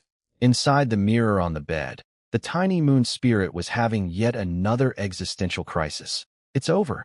Master is actually falling for this mortal. Am I about to get a male master? I negotiated household power dynamics. How about this? Outside, you listen to me, because I'm the man and I need face. Inside the house, you're in charge of everything. Deal? Sure. You can be in charge at home too. I don't mind. No, outside is enough. Wife conquest progress, 5%. Current total, 15%. An hour later, I went out to add wood to the kills and found Jo Mushua still sitting by my gate. I ignored her completely, fed the fires, and turned to leave. She jumped up with her best pitiful puppy eyes. "I'm so sorry about earlier. I was just overwhelmed by your heroism." "Forgive me, heroism? I'm a pig butcher. Go away." I walked into the yard and slammed the gate. She called over the fence. "I like you. I won't give up. That's unfortunate." "I don't like you." Didn't even turn around. She stared through the fence at me and my wife laughing together inside the dim hut, and her knuckles went white. In her mind, that woman sitting next to me should be her. Because here's the thing about Jo Mushua, she's a rebirth. She died in a massive war that'll happen next year. Emperors fighting, armies of millions, cultivators splitting mountains. She woke up half a month ago with all her future memories intact. In those memories, at this point in time, I was alone. No wife. No one. She came here planning to lock me down before my future destiny kicked in. But my wife wasn't in her memories. My wife wasn't supposed to exist here. Something had changed. An hour later I came out again, and she was sitting on MY stool, tending MY fire. She turned around with a perfectly calculated smile, firelight illuminating her face at just the right angle, chin tilted at precisely the right degree. Clearly rehearsed. "I noticed you were burning something important, so I took care of the fire for you. Are you mad at me?" I looked at her, looked at the fire, checked the temperature, shrugged. "Knock yourself out," turned around, walked back inside, closed the gate. She sat there stunned. She knew how beautiful she looked right now. She'd calculated every angle. Any normal man would have melted. But my reaction was basically, "Cool, free labor. That's exactly why he's special," she whispered to herself. "If he were ordinary, he wouldn't be worth fighting for." I flopped onto my doorstep and started training De Huang. "All right, buddy, let's practice. Howl for a treat." He looked at the piece of pork in my hand, tilted his adorable head, and went, "Mo-woo-woo. Perfect." I tossed him the meat.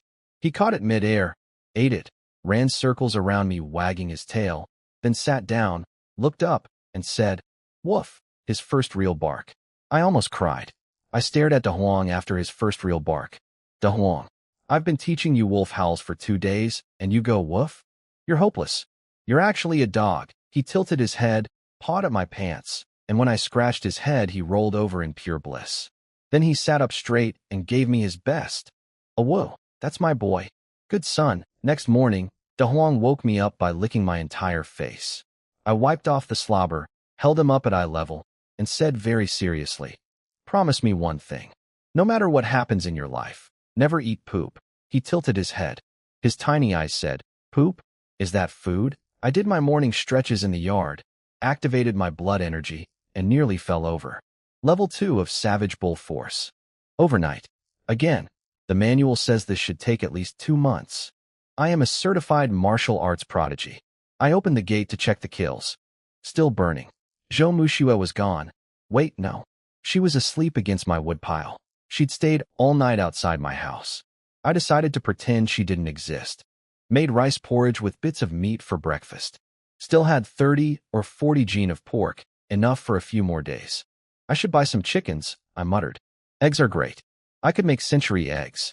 Century egg and lean pork porridge. Incredible. My wife was trying to brush her teeth with a willow stick and ash. Third time ever. She looked like she was being tortured. I told her everyone needs to brush their teeth or they'll get bad breath, so she was suffering through it. We sat down to eat, and of course Jo Mushiwa appeared, clutching her stomach. Kind sir, could I please have just one bowl? I haven't eaten in a whole day and night. I didn't look up.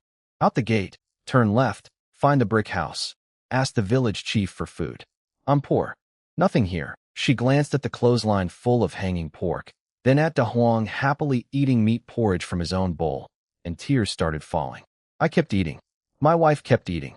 Zero reaction from either of us. She ran away crying. Good. After breakfast, my wife took the dogs and both cows out to graze. I started cooling bricks with water and loading the kills for another round. Life was settling into a real routine now. The only one not having a good time was Moon Heavenly Tao, the little spirit in my wife's mirror. Apparently my wife barely looked in the mirror anymore, and the tiny spirit was getting depressed about being ignored. Speaking of the mirror, I picked it up while cleaning and checked myself out. My face stared back, and honestly, not bad at all. Still handsome. No wonder the fairy goddess fell for me. I shaved with a small knife, and the clean-shaven face in the mirror was genuinely good-looking. I tossed the mirror on the table and went to wash the bedsheets. Inside the mirror, Moon Heavenly Tao lay on her tiny imaginary bed, staring at the ceiling with dead eyes. This male master has no shame. I decided to wash my hair too. Used rice rinsing water instead of ash. Ash makes it too dry.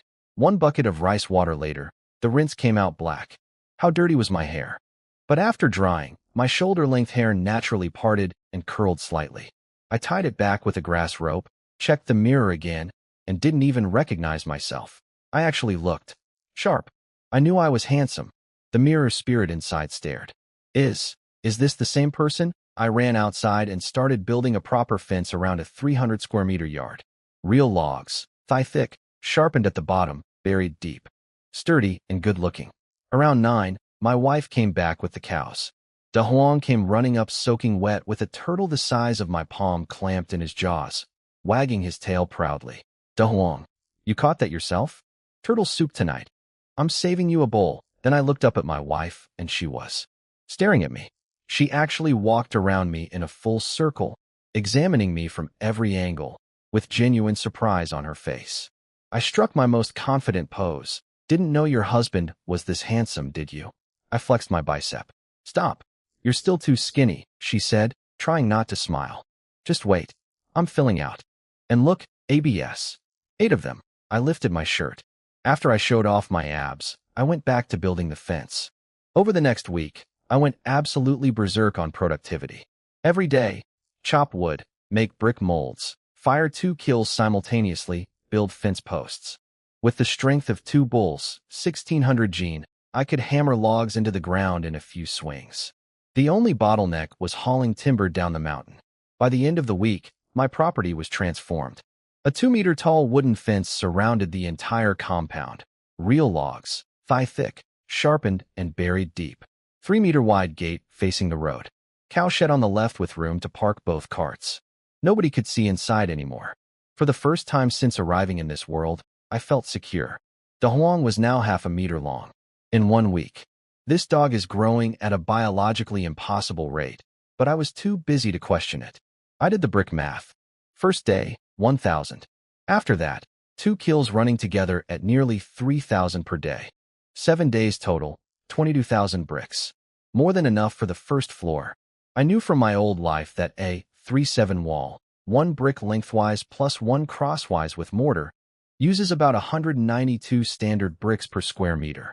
It's more material than a 2-4 wall, but way better for insulation, soundproofing, load-bearing, and earthquake resistance. For my family's house, 3-7 wall. No shortcuts. The plan, 100 square meter footprint, 2 stories, 200 square meters total. For the floor between stories, I can't make steel reinforced concrete, so I'll use wooden planking. For mortar, no real cement either.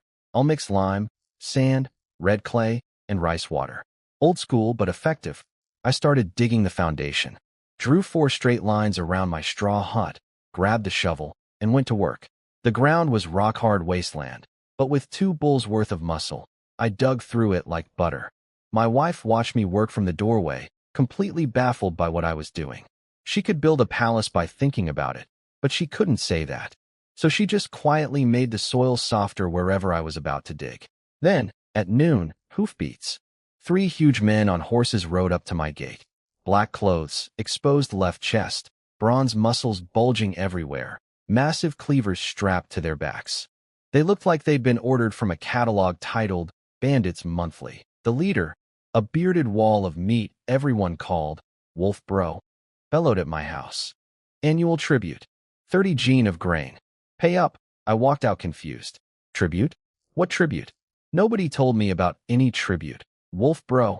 I remember this kid. Last year he was so poor we skipped him. Looks like he's doing better now. Wolf Bro explained. We're from Black Horse Stronghold. Every person in every village under our territory pays 30 gene of grain per year. In return, we guarantee your safety. Don't pay, don't complain when bad things happen. So basically a protection racket. Classic. I put on my most apologetic smile. Big brother, your man just said it. I only recently stopped starving. I really don't have 30 gene of grain. Don't have it? Your yard is bigger than the village chief's. He paid 50 gene. You pay today, or we make you pay. Wolf Bro's blood energy surged. He was also a level 2 warrior. Same as me. I seriously don't have grain. But here, I grabbed a piece of pork from the clothesline. Take some pork home instead. Wolf Bro, he's got 2 cows. Wolf Bro's face twisted with rage. You can afford 2 cows, but not 30 gene of grain? You think I'm stupid? He jumped off his horse, drew his cleaver, and slashed at my arm. He wasn't trying to kill me, just teach me a lesson. I dodged and grabbed my shovel. My axe was too short against that big blade. Reach matters. We clashed, and he was shocked to find I was also level 2. He cracked his neck and grinned. Now you've really pissed me off. His 2 lackeys started walking toward my cow shed. We'll just take the cows while you 2 sort this out. My vision went red. Getting hurt? I can take that. But touch my cows? Don't you dare touch my cows. I swung my shovel at Wolf Bro's cleaver with everything I had. The cleaver cut my shovel clean in half. Well, that's not ideal.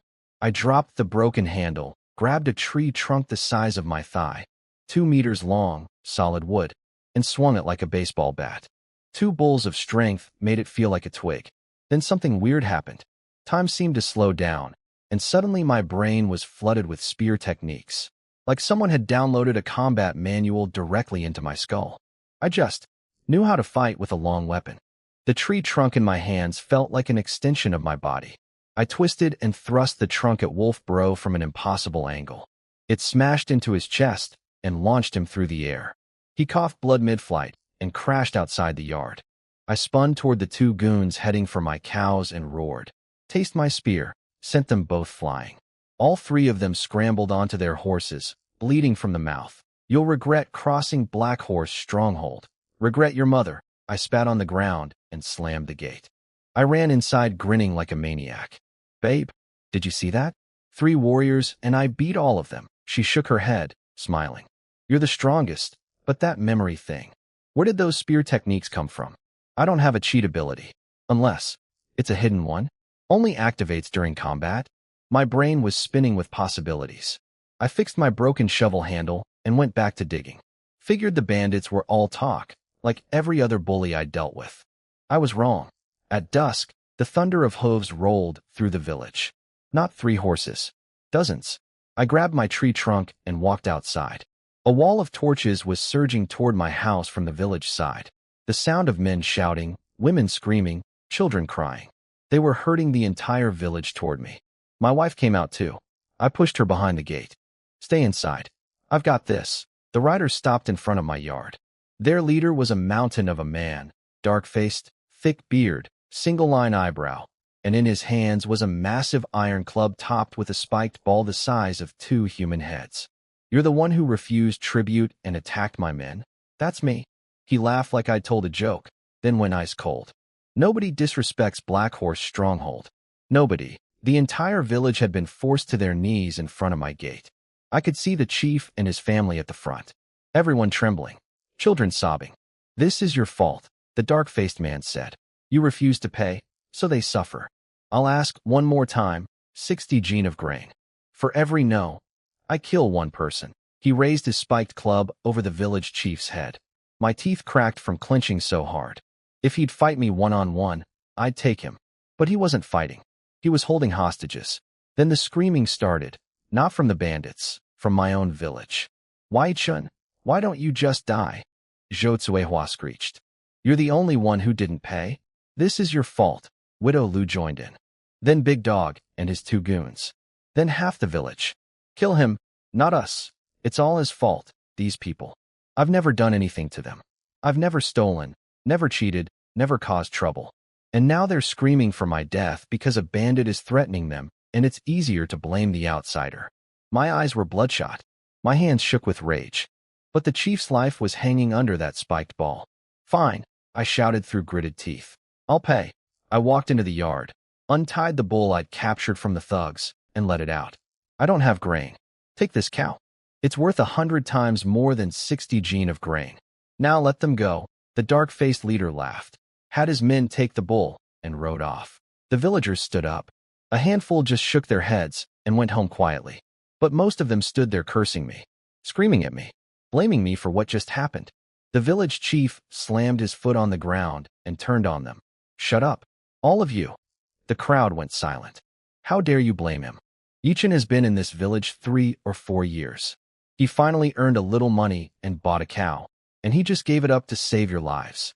He's got 1 piece of wasteland. Where was he supposed to find 30 gene of grain? Zhou Cuihua, I know about your dirty tricks. Keep your mouth shut.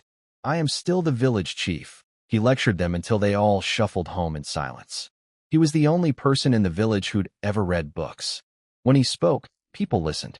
After everyone left, I walked up to the chief with a heavy heart. Uncle Zhang, thank you for standing up for me. Please come in for some tea. I'm sorry this happened because of me. The village chief sighed and followed me inside. When his family saw the yard, mountains of green bricks stacked everywhere, their jaws hit the ground. Yi Chun, where did all these bricks come from? This is tens of taels worth. How many wild boars did you catch? I laughed. Didn't buy them. Made them myself. They're about the same quality as the ones in town. Go check if you want. You can make bricks? The chief grabbed 2, knocked them together, and nearly had a heart attack. These are as good as store-bought. Annie Zhang's eyes sparkled. Little Yi, can you tell me how you? The chief coughed loudly. That's his secret. Brick making is serious money. Don't ask. She shot her husband a dirty look, but he was right. And I wasn't telling. This is a future brick factory. My golden goose. I like the chief, but I'm not handing out business secrets while I'm still broke. Today's lesson reinforced something important. In this world, money and power are the only things that matter. Those villagers screaming for my death 5 minutes ago? If I were rich and powerful, they'd be licking my boots. Share my wealth with people who just told me to die? That's not generosity. That's brain damage. The chief's family left after tea. On their way home, his son asked if hunting was really that profitable. The chief shook his head. Didn't you see him carrying that 2-meter log with one hand? He's become a warrior. You couldn't lift that thing with both arms. That night, I lay in bed staring at the ceiling, unable to sleep. In the dark, I said, Babe, when I get stronger, I'm going to that Black Horse stronghold and getting my cow back. Nobody steals from me. Stop thinking about it. Sleep. You have work tomorrow, she said softly. I closed my eyes. Eventually, my breathing steadied. Late at night, my wife quietly opened her eyes, planning to go punish those bandits. She'd marked the dark-faced leader with her soul power. Nobody takes her man's things and gets away with it. She slowly got out of bed, 1 foot on the floor. Where are you going? My voice cut through the darkness. She froze. The outhouse. Oh, come back quick. I'll wait up for you. Why would you wait for me? I said I'm going to the outhouse. Her voice got sharp. Telling a man she's going to the toilet, even her own man, was mortifying for her. I was quiet for a moment. Then, just as she reached the door, you're not really an ordinary village girl, are you? She stopped dead in her tracks. Inside the mirror, Moon Heavenly Dao's tiny jaw dropped to the floor. How did this mortal figure it out? I got up, lit the oil lamp, walked over, and did something I'd never dared before. I hugged her from behind. Moon Heavenly Dao's eyes bulged out of her head. He's hugging the Empress? This will shock the heavens for centuries. My wife's entire body went rigid. But she didn't push me away. She didn't vaporize me. That's basically permission, right? Wife conquest progress. 5%. Current total, 20%. I rested my chin on her shoulder and spoke quietly. The first time I saw you, I knew you weren't ordinary. You're too beautiful. Your clothes never get dirty. That robe is obviously something special. Even an idiot could tell you're not a normal person. So you knew, she said, her voice turning cold. Yeah, and? What do you want to say? Her voice got even colder, and I could feel her body tense. She felt betrayed, like I'd been pretending not to notice while secretly scheming. That hurt her in a way she'd never felt before. Because somewhere along the way, without admitting it even to herself, she'd started actually caring about me. I let go, walked around to face her, and looked her straight in the eyes. Remember those thugs led by Tiger Bro? Their leader said his uncle was a level 3 warrior, and he'd come the next day to kill me. I was worried all day, but nobody came. Not a single person. That morning I overslept and asked you to wake me at noon. You didn't. So I figured, those guys did come. But someone dealt with them before they reached me. So, I'm guessing. So, my conclusion is, I held up my fingers, counting off the logic like a detective. You beat a level 3 warrior, but you're way too slim to be a warrior yourself. Buddhist cultivators are either monks or nuns.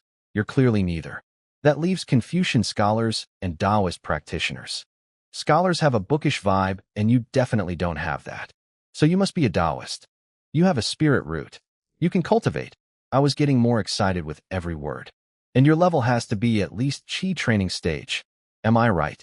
You're a Qi training Taoist. I stared at her with the most serious analytical face I could muster. Inside, she almost burst out laughing. She'd been terrified that I'd somehow discovered she was an empress who could destroy planets. But no, I'd brilliantly deduced that she was a beginner cultivator, the lowest possible level above normal. The relief washed through her so fast that the anger and hurt she'd felt moments ago evaporated completely. She looked at me with an odd expression. You're right. I knew it. I clapped my hands. A normal woman who hasn't bathed in 10 days would stink. But you don't. That proves cultivation. Her face went completely blank. Black lines practically appeared on her forehead. Of all the evidence I could have chosen. Wait, the books say Qi training cultivators can fly. Were you going to go punish the Black Horse bandits? Take me. Take me flying. I've never flown before in my life. She gave me a strange look and said, with the faintest smirk, you want me to carry you flying? I'm pregnant, you know. My excitement crashed. I slumped onto the bed. Damn it. I forgot about the baby. Never mind, forget the bandits.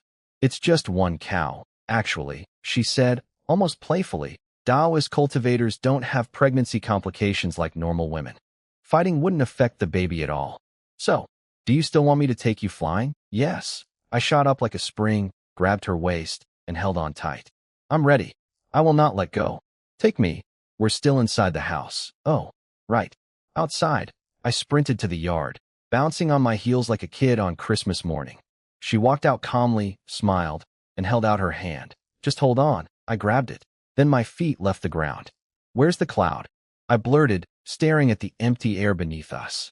Aren't we supposed to stand on a cloud? She frowned slightly, thinking, does flying require a cloud? No, but apparently he thinks it does. She waved her hand, and a fluffy cloud materialized under our feet. Yes, that's it. Now fly.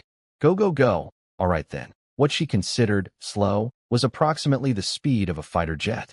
If she hadn't wrapped me in an invisible protective barrier, my face would have been ripped off by the wind. The landscape below blurred past. Mountains, rivers, forests, all gone in seconds.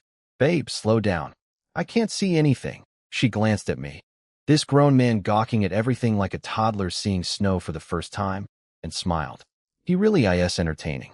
We landed outside the Black Horse stronghold minutes later. Massive wooden gates, watchtowers, torches. It looked like a proper fortress. Babe, don't help yet. Let me fight first. I didn't get enough action today. If I can't handle it, I'll yell, and then you jump in. She shook her head with a helpless smile. Fine. Your call. Then she reached into thin air and pulled out a silver spear. My brain short-circuited. The weapon was stunning. 2 meters long, gleaming silver, intricate patterns flowing along the shaft, the spearhead radiating cold, sharp light. This is for you. It's called Jade Dragon's Cry. Storage space. That's a storage space, right? Qi training technique. I get it. I grabbed the spear, tested its weight. Perfect. Like it was made for me. What I didn't know, this spear was forged from the bones of an actual jade dragon she'd accidentally killed with a casual slap while exploring the universe. She'd felt bad about it, so she refined the dragon's entire skeleton, spirit and all, into this weapon. She'd also sealed away 99.99% of its power, because the unsealed version would have shredded me into atoms just from holding it. I love it. Now go hide up there and watch your husband work. She nodded, floated up, conjured a cloud, and stood on it like a goddess watching a theater performance. I turned to face the massive fortress gates. Adrenaline surging, silver spear gleaming in the moonlight. Sentries spotted me and drew their bows. Who dares approach Black Horse stronghold at night? I grinned, spun my spear, and charged. Your grandfather, that's who. Eat my spear, boom. One swing of my spear, and the massive wooden gate exploded off its hinges and crashed flat. Two sounds, the hit and the landing. Beautiful. Who dares attack Black Horse stronghold? Kill him. Torches lit up everywhere. Hundreds of bandits swarmed toward me. 3 leaders stepped out front. The big boss, jade-faced tiger, tall, white-skinned, holding a sword, staring at me like I was a math problem he couldn't solve. Why would a level 2 warrior attack his fortress at midnight? The second boss, flowing cloud leopard, pretty boy with twin red daggers on his hips. And of course, my old friend Blackface, the one who stole my cow. He spotted me, and his eyes went wide with fury. You again? You have a death wish. He didn't even bother grabbing his weapon. A level 9 warrior versus level 2? That would be insulting to his fists. He charged. The ground shook with each step. His blood energy was boiling so hard I could feel the heat from 10 meters away. One massive fist rocketed toward my chest. I thrust my spear at him. He flicked it aside with one finger, then punched again. What the? I barely got my spear horizontal to block. His fist hit the shaft, and the impact traveled through the metal into my arms like lightning. My bones screamed. I flew backward 15 meters before my feet found the ground again. My arms were completely numb. I shook them out, gasping for breath. The spear held though, not even bent. Good spear. I looked at the army of bandits staring at me. Walked forward. Step by step. Pointed my spear at Blackface. I wasn't ready. Let's go again. He grinned like a predator. Cracked his neck. Then behind him, a massive blood-red bear materialized from his energy. The sign of a peak level 9 warrior whose blood force has taken physical form. The manual mentioned this. At level 9, your blood energy becomes so dense it manifests as your technique's spirit animal. If I ever maxed out Savage Bull Force, I'd get a blood-red bull behind me. Cool. Except he's level 9, and I'm level 2. That's 7 entire stages of difference. 7,200 gene versus my 1,600. This isn't a fight. It's arithmetic, and the math says I'm dead. But I'd already kicked down his front door, so backing down wasn't really an option either. I raised my spear, put on my coldest smirk, and said, "A mere level 9 warrior? This spear will teach you some manners, huh? I hope you can survive one punch." He charged again. Faster this time. The air itself was screaming around his fist. I braced my spear, set my feet, watched him coming at me like a freight train, and every survival instinct in my body activated simultaneously. Forget it. Babe, hit him. I threw my spear straight up into the sky. A figure appeared from the clouds. My wife caught the spear midair, and without any visible effort, let out a single cold humph. That one syllable hit every single person in the stronghold like thunder inside their skulls. All 3 leaders started bleeding from their eyes, ears, nose, and mouth. They looked up in horror. Floating in the sky was a woman in black robes, silver spear in hand, and coiling around her body, a jade dragon. A living, snarling, glowing dragon, its eyes locked on them with ancient fury. Every bandit in the stronghold dropped to their knees simultaneously. The 3 leaders' legs gave out like wet noodles. In their world, anyone who can manifest a dragon is on a level so far above them that resistance isn't just futile, it's conceptually impossible. Then my wife casually pointed the spear at the sky. The dragon roared, shot upward, and punched a hole clean through the cloud cover. Moonlight poured through the gap like a spotlight, illuminating hundreds of terrified faces. I got chills. The good kind. She floated down next to me, and I immediately gave her a thumbs up. Awesome. Something flickered in her eyes. Was that pride? She'd spent centuries receiving worship from millions and felt nothing but one word from her skinny husband, and she was actually pleased. I took the spear back and waved it around. Wait, where's the dragon? How come it's gone? She gave me a flat look. You don't have spiritual energy. Disappointing. I walked over to Blackface, who was kneeling with blood trickling from every hole in his face, and started tapping his head with the spear shaft. Where's that attitude now? Come on, be tough for me. Show me that scary face again. He said nothing. His face was purple from humiliation. I stabbed the spear into the ground, cracked my knuckles, and announced, You said you hoped I could take your punch. Well, now let's see if you can take mine. I wound up everything I had, all my blood energy, and slammed my fist into his chest. He didn't move. Not 1 inch. I bounced backward 4 steps, shaking my stinging hand. He looked at me like I was a mosquito that had just landed on him. Right. Level 9 warrior. Reinforced skin, muscles, and bones. I could punch him all day and he'd probably just get bored. I cursed under my breath, shook out my hand, and shouted, Where's my COW? Give me back my cow right now. The 2 bosses stared at me in disbelief. This guy attacked their entire fortress. For a COW? Jade-faced Tiger stepped forward diplomatically. May I ask your esteemed name? I am the first chief, Jade-faced Tiger.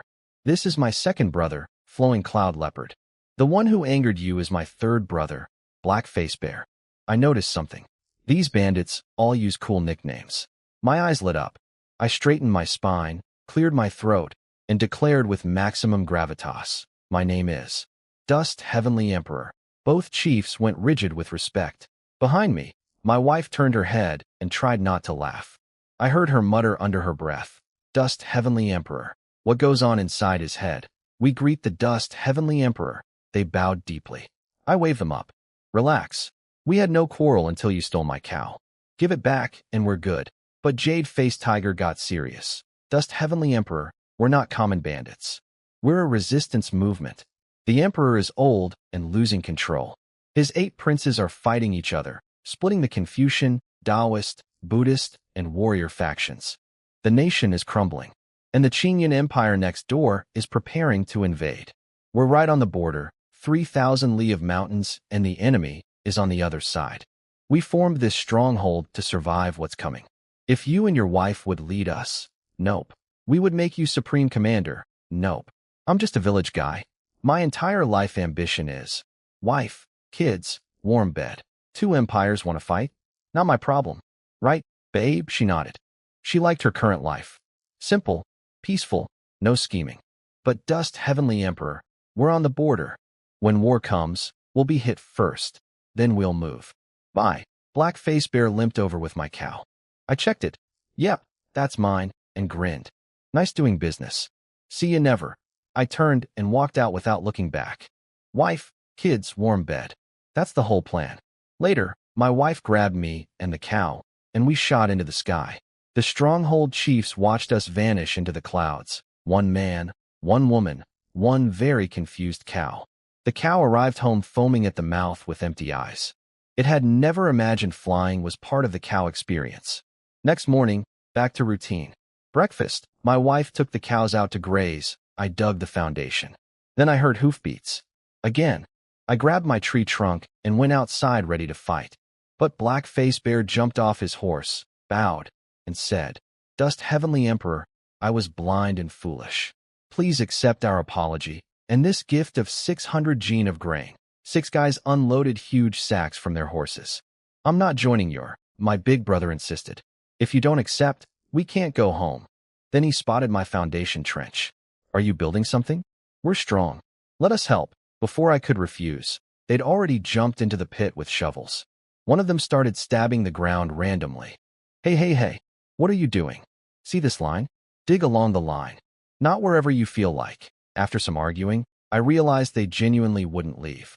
So I did what any sensible man would do. I grabbed a stick and started directing them like a foreman. When my wife came back with the cows, she found me standing above the pit, pointing my stick at 7 massive warriors who were obediently digging exactly where I told them. What's happening? She asked. They won't leave. Might as well get free labor. I'll feed them lunch. She nodded and went inside. Meanwhile, outside the fence, Big Dog and his two goons were hiding in the bushes, spying through the closed gate. Big Dog bro, you think they're beating him up in there? Must be.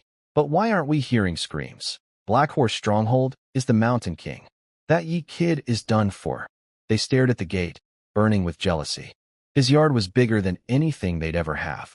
Then Big Dog's eyes drifted to the 7 beautiful horses tied up outside the fence, completely unguarded. A terrible idea formed in his terrible brain. Big Dog and his 2 idiots had been hiding in the bushes the whole time, convinced the bandits were inside beating me up. But then Big Dog spotted the 7 horses tied up outside and had what he considered a brilliant idea: steal one and sell it in town. They snuck over with grass hats on their heads like discount ninjas. Big Dog reached for the reins of the last horse, a big black stallion, and the horse took one look at him, spun around, and kicked him so hard he flew through the air, coughed blood, and crumpled to the ground. The horse reared up on 2 legs to stomp the other 2, but its rope was tied to a tree so it couldn't reach. It snorted furiously. The 2 goons grabbed Big Dog's unconscious body and dove into the bushes. One of the bandit guys came out to check, saw nothing, and went back in. Problem solved by horse. Inside, I was having the time of my life. Standing in the middle of the yard with a stick, I was directing 7 massive warriors like a construction foreman. And dig. 1-2-1. 1-2-1.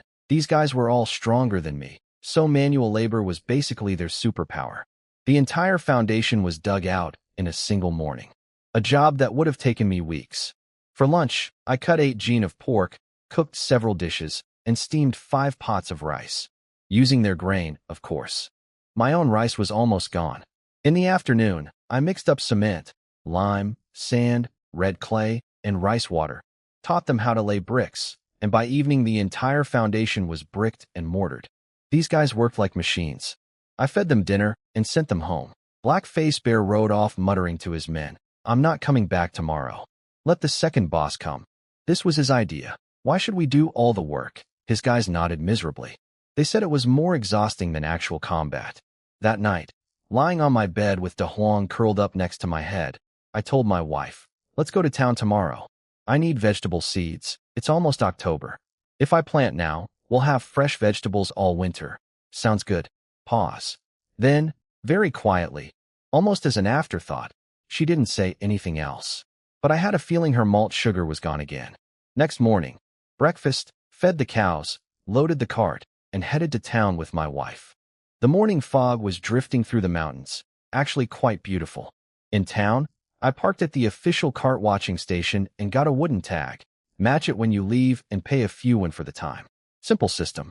Today was different. I'd cleaned up, hair tied back, posture straight, actually looking decent. My wife had also changed out of her signature black robe into normal village woman clothes.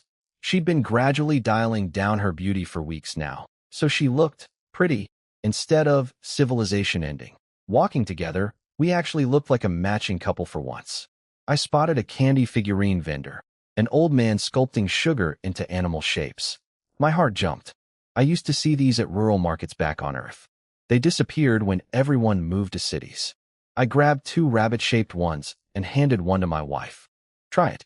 Super sweet. On her shoulder, invisible to everyone except her, the tiny moon spirit was bouncing with excitement.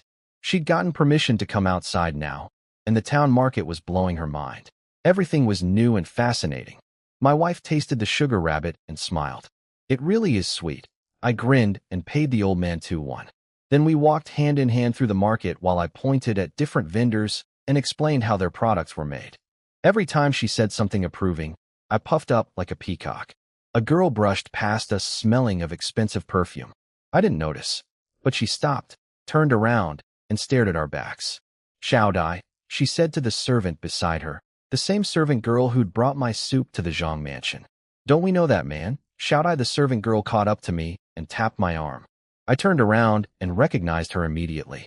"You're Shao Dai from the Zhang mansion, right?" She looked impressed that I remembered, then pushed forward her young mistress, Zhang Yuqing, the rich girl whose eating disorder I'd accidentally cured with pig soup. She bowed with her face slightly pink and said softly, "Thank you for the recipes you left us, Mr. Yi." I laughed and waved it off. "Don't thank me. I should be thanking you. For recipes, and one pig got me 900 taels. That money saved our lives. She smiled, kept her head down, and then just stood there. Total silence. She clearly wanted to keep talking, but had no idea how. The awkwardness was getting thick enough to cut with a knife. I glanced at my wife, stone face, zero concern, and cleared my throat. Well, if there's nothing else, I'll be taking my wife shopping. I specifically said, wife, not babe. Different situation, different vocabulary. Zhang Yuqing opened her mouth to say something, but her servant jumped in. Mr. Yi, we're all shopping anyway. Why don't we walk together? The young miss looked up at me with hopeful eyes. I thought for 1 second. Turned to my wife. What do you think? Whatever you decide. I turned back. Maybe another time. We're just grabbing a few things and heading home. Then I took my wife's hand and walked away without looking back. I'm building a model marriage here. Zero room for misunderstandings. We bought vegetable seeds, everything on my list. I was about to leave when I spotted a jewelry shop. I looked at my wife. Looked at the shop. Back at my wife. Eyes blazing with inspiration. I pulled her inside before she could object. The display hit me like a wall.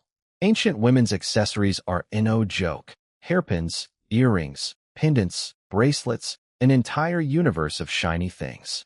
Babe, pick whatever you like. I'm buying. She gave me a confused look. Why are you buying me jewelry? Because every woman in this town is wearing some. You're the prettiest one here. If they have it, you should too. She shook her head with a small smile. Too much trouble to wear. But it's pretty. I grabbed a wooden hairpin and tried to stick it in her hair. Grabbed a handful of her silky hair and then realized I have absolutely no idea how women's hairstyles work. My hands froze mid-air holding hair and pin, looking like I was trying to solve a Rubik's Cube. My face went red. She laughed. Actually laughed, took the pin from me, and had her hair done in 3 seconds flat. Then she looked up at me with a gentle smile. Like this? Gorgeous. See, beauty isn't about accessories. It's about the person wearing them. Something flickered in her eyes. She picked up a pair of jade earrings, put them on, and the effect was devastating. How about now? Breathtaking, smooth talker, she said, pulling everything off and grabbing my hand to leave. Wait. You're not buying them? You looked amazing. I turned to the shopkeeper. How much for the hairpin and earrings? 2 taels for the wooden pin and jade earrings. Very fair price. I slapped 2 taels on the counter, grabbed both pieces, and turned to my wife with puppy eyes. Please wear them? You looked so beautiful, she raised an eyebrow. So I'm not beautiful without them? My brain scrambled. No, you're always beautiful. I just meant, you're beautiful, and these make you extra beautiful. Like, adding beautiful on top of beautiful. Humph. But she was smiling. She took the jewelry and put them on herself. My heart soared. She was wearing something I bought her. Voluntarily. This is peak husband achievement. Then a voice shattered the moment like a brick through a window. Kind sir, you're here too, Zhou Muxua, the rebirth girl, standing at the shop entrance with sparkling eyes, next to some other well-dressed young woman I didn't recognize. My wife's smile vanished like it had never existed. I'd almost forgotten Zhou Muxua existed. It had been over a week. Then she materialized in a jewelry shop like a bad penny. I didn't even look at her. Let's go. My wife nodded and we walked right past her. Neither of us glanced back. But apparently Zhou Muxua had been busy. She'd befriended some girl named Zheng Qiao, the county magistrate's daughter, by saving her from bandits. Fed her a sob story about how she was deeply in love with me, how she'd offered herself to me, how some other woman stole me away. Classic victim performance. 3 parts pitiful, 3 parts heartbroken, 4 parts regretful. Tears on demand. This Qiao girl bought it completely and came charging after us like a righteous avenger. You heartless man. Muxua Jijia loves you so much and you reject her for this woman? And you, she pointed at my wife. You stole him. I stared at this stranger yelling at my wife and felt my blood pressure spike. Heartless? I met that woman one time. I chased away some bandits for her. She volunteered to marry me, and I said no. Since when does rejecting a proposal make me heartless? And don't you dare talk about my wife. But she loves you. Why won't you accept her? So if someone loves me, I'm required to marry them. Is that how the law works? Because I'd like to see that statute. I'm the county magistrate's daughter. I can have you arrested. For what? What crime did I commit? Walking down a public street while married? She was about to send her servants after us when Zhou Muxue graciously held her back. Let them go. I'll try again another day. The manipulation was so obvious it made my teeth itch. Zhou Muxue didn't actually want Xiao Xiao to force the issue. She wanted to use her as a tool to gradually separate my wife from me. Smart. Evil. But smart. After we got clear, I was still fuming. Unbelievable. Just because her daddy is county magistrate, she thinks she can arrest people for walking. Once I make enough money, I'm buying an official title just to outrank her. My wife looked at me, amused. You really want to be an official? Nah. Too much hassle. People bossing you around all day. Being rich is way better. If things go south, you grab your money and run. No paperwork. She just smiled and shook her head. We bought malt sugar, tools, and seeds, then climbed onto the ox cart for home. On the way, my wife unwrapped a piece of malt sugar and held it out to me. Instead of taking it with my hand, I leaned over and opened my mouth. She rolled her eyes, but she put it in my mouth anyway. Wife conquest progress, 5%. Current total, 30%. 30%. 2 weeks ago, this woman looked at me like a stranger she was forced to tolerate. Now she's feeding me candy. Historic. Unprecedented. The growth curve is beautiful. Riding along chewing my candy, an idea hit me. Babe, what if I build a proper brick factory in the village? Hire the villagers to work for us. We make the bricks. They do the labor. We sell the product. Steady income, scalable business. She frowned slightly. Would those villagers work for us? They seemed pretty hostile last time. I stood up on the moving cart, held up a stick like a professor's pointer, and declared, "This is where you don't understand business, my dear. All people chase profit. That's the fundamental law of economics. Fighting is about who has bigger fists. Business is about relationships. You give them something they want. They give you something you want. Those same people who cursed me last week will be begging for jobs once they see the money." She looked up at me, standing on an ox cart, waving a twig, delivering a lecture on capitalism to a cow and an immortal empress, and laughed softly. All right, I'll follow your lead. I was sitting on the ox cart, running my mouth about capitalism and brick factory logistics, feeling like a business genius. My wife listened, nodded, and when I used words like stock shares and labor contracts, she tilted her head and said, "You mean imperial court manipulation techniques?" Yes, exactly. Imperial court stuff. That's what I meant. I wiped the cold sweat off my forehead. I really need to stop accidentally using modern vocabulary. Nobody here knows what capital or shareholders means. As we left the tree line and my wooden compound came into view, I felt a wave of pride. A month ago, this was a broken straw hut. Now it's a proper fenced yard with brick kilns, a cow shed, and a foundation already dug.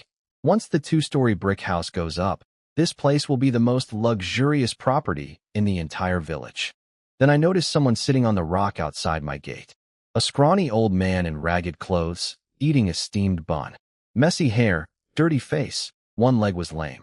I hopped off the cart and walked over. "Excuse me, old man. Are you from the village? I don't think I've seen you before." He looked up and stared at me with cloudy eyes. Just stared. No blinking. It was deeply unsettling. Sir, please stop looking at me like that. I don't owe you money. You don't owe me money," he agreed, then choked on his bun, swigged from a gourd of wine, and wheezed. "Then why are you sitting at my gate? Can't go to the village. Don't know anyone there. You don't know me either." I gave up trying to reason with this weirdo, went inside, unloaded the cart, and was putting the cow in the shed when the old man wandered into my yard uninvited. "Oh, building a house. Good thing the straw hut's still standing. Whether I tear it down is none of your business, you strange little old man." I grabbed a piece of dried pork off the line and shoved it into his arms. "Here, take this and go. I have nothing else to give. Please leave me alone."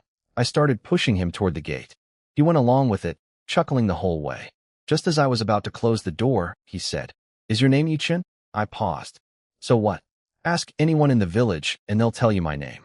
That doesn't mean you can move in." He grabbed the gate to stop it from closing. Still smiling. "Don't rush. Actually, I'm your servant. Name's Li Chuanxiu. Call me Old Li. My servant? I'm broke. I can barely feed myself. Where would I get a servant? Take your scam somewhere else. I'm not adopting a random old man. I'm not scamming you. Don't you remember? For years ago, I brought you to this village. That made me stop. For years ago, that's when the other Yichin arrived here. The one who looked exactly like me, same name and everything. The one whose life I accidentally inherited when we swapped worlds. I have almost zero information about that guy's past. Was he actually someone important? I narrowed my eyes. That's not enough proof. Give me real evidence or get out. The old man didn't hesitate. Go to your straw hut. Left bed leg. Dig 3 feet down. There's a box with a coiled dragon jade pendant inside. That is your proof of identity. And I, he said with a small bow, am your servant, Li Chuanxiu. What I didn't know was that my wife had casually scanned this old man with her soul power the moment she saw him. What she found nearly made her eyes narrow. This scruffy, bun-eating, limping old man was a third-grade martial god. In this world's power scale, that's multiple entire realms above anything in this region. Blood condensation, chi training, spirit platform, core formation, 3 stages of return, and only after unifying all 3 can you even ask the heavens for the title of martial god. And this guy was one. A being who could shatter space itself was sitting on a rock outside my gate, eating a steamed bun, calling himself my servant. What exactly was the original Yi Chen's identity? I stared at the old man, then at my wife, then back at the old man. You better not be lying to me. My heart was pounding as I grabbed the shovel and ran inside. What if the original Yi Chen really was somebody important? What if his family wants me to come back and reunite? But looking at this old man's raggedy clothes, his family can't be that rich. I moved the bed, started digging under the left leg, and my shovel hit something hard about 3 feet down. Cold sweat broke out on my forehead. I pulled out a box with trembling hands. The old man had followed me inside, smiling like this was all going exactly as planned. See? I wasn't lying. I really am your servant. Shut up. I grabbed the box and ran to my wife, stammering. Babe, what do I do? This thing is, it's too hot to handle. She smiled gently. Just open it. I gritted my teeth and flipped the lid. Inside was a jade pendant carved with a coiled dragon, glowing with some kind of inner light. And here's the thing that made my brain explode. I had one of these in my OLD world too. Exact same design. My dad kept it on a shelf and told me it was an ancient family heirloom. Don't touch it. That's all he ever said. 2 identical dragon pendants. 2 identical Yi Chens. 2 parallel worlds. The old man knelt down. Old servant Li Chuanxiu greets the young master. The trembling stopped. I went completely calm. I looked down at this kneeling old man and said with absolute seriousness, fine, talk. Where's my family from? And let me be clear, everyone I've earned is for my wife and baby. If you want money, forget it. Then I realized that was harsh. These are technically my family in this world. Okay, maximum 100 taels. That's IT. The rest goes to baby formula, toys, nutrition supplements, and hiring a tutor. Old Lee nearly fell over. I'm not here for money. I just came to check on you. Nobody's asking you to go home right now. Oh, good. You've checked. I'm alive. You can leave now. Aren't you curious about your identity? Why would I be? I'm doing fine. Unless you're about to tell me my father is dying and there's 10 million gold taels waiting for me to inherit, save it. I've read that story 1,000 times. Boring.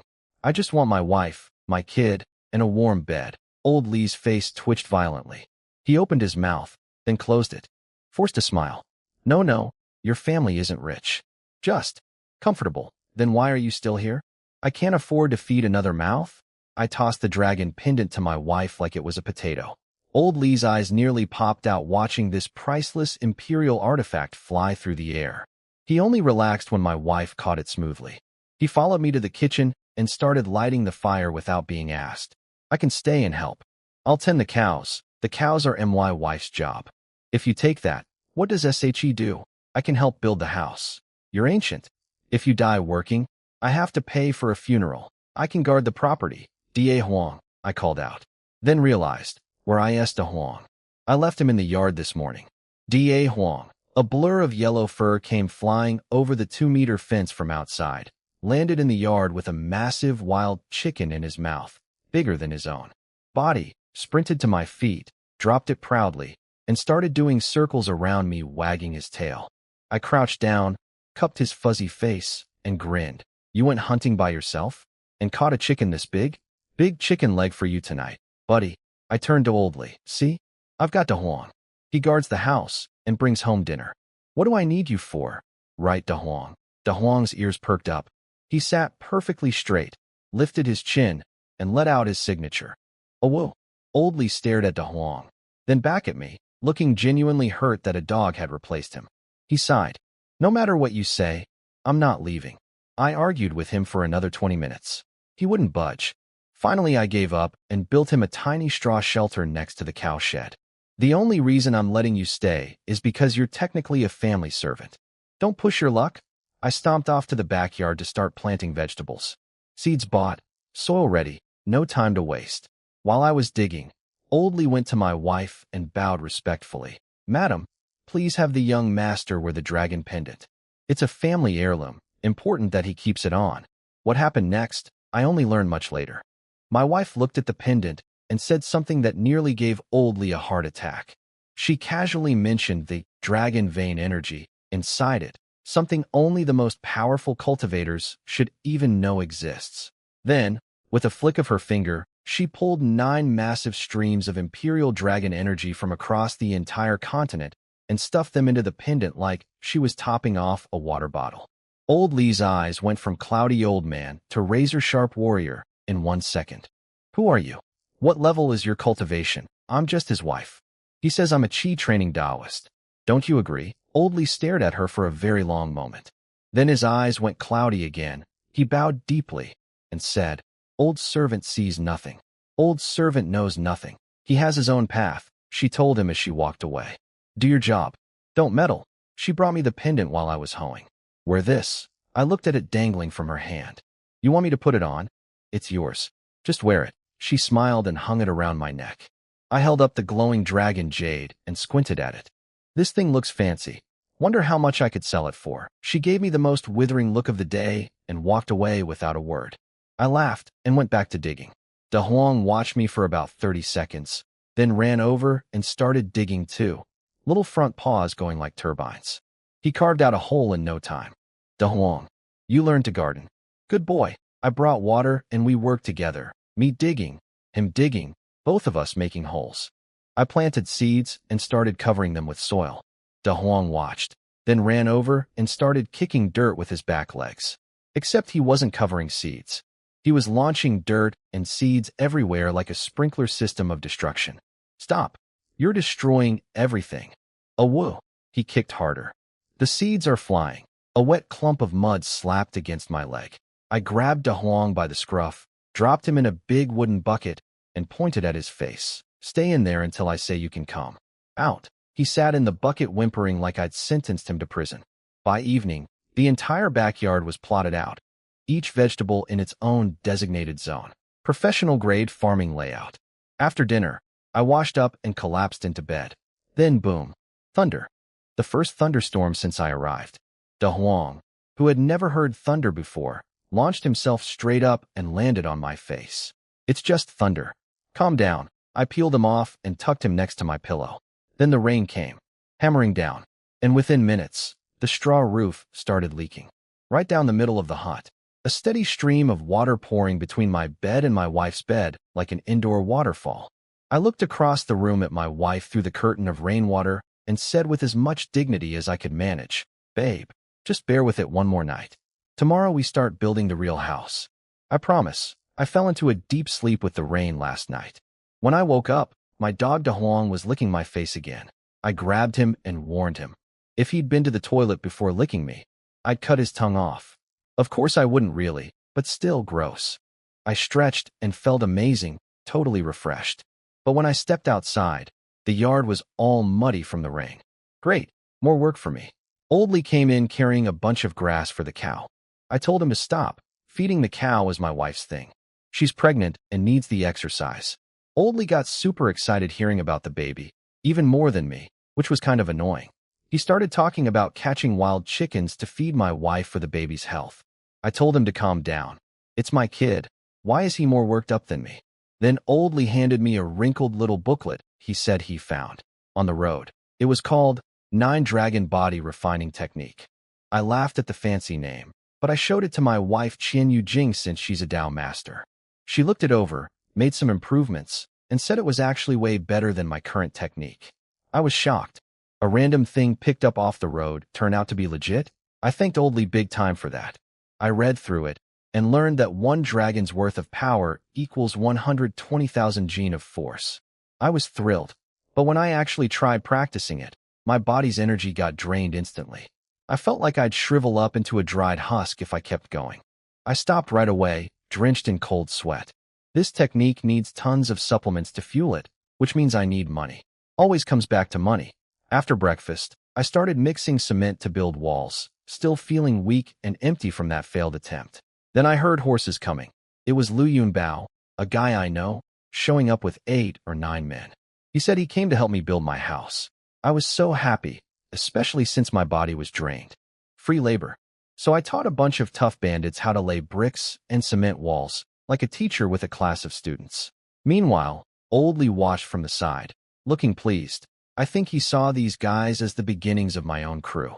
Not a bad start, I guess. I set up a plumb line, just a rock on a string, so the guys could tell if they were building the walls crooked. My wife took the 2 cows out to graze while we worked.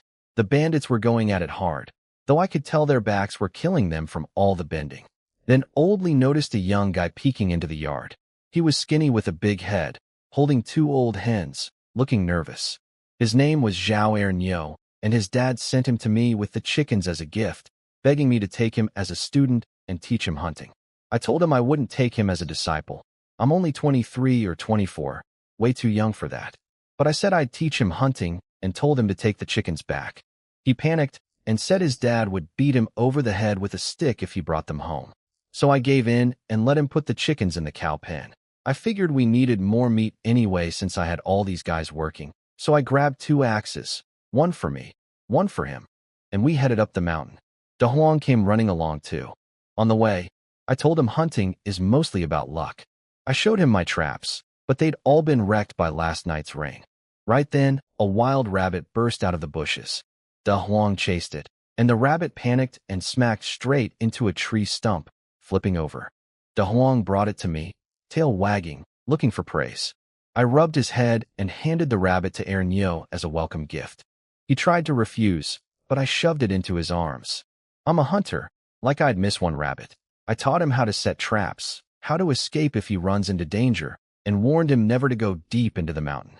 There's a 4-meter-long tiger in there that almost killed me last time. Then I went off to take a leak. While I was standing there, I spotted a huge bear, 4 meters long, crawling into a cave in the distance.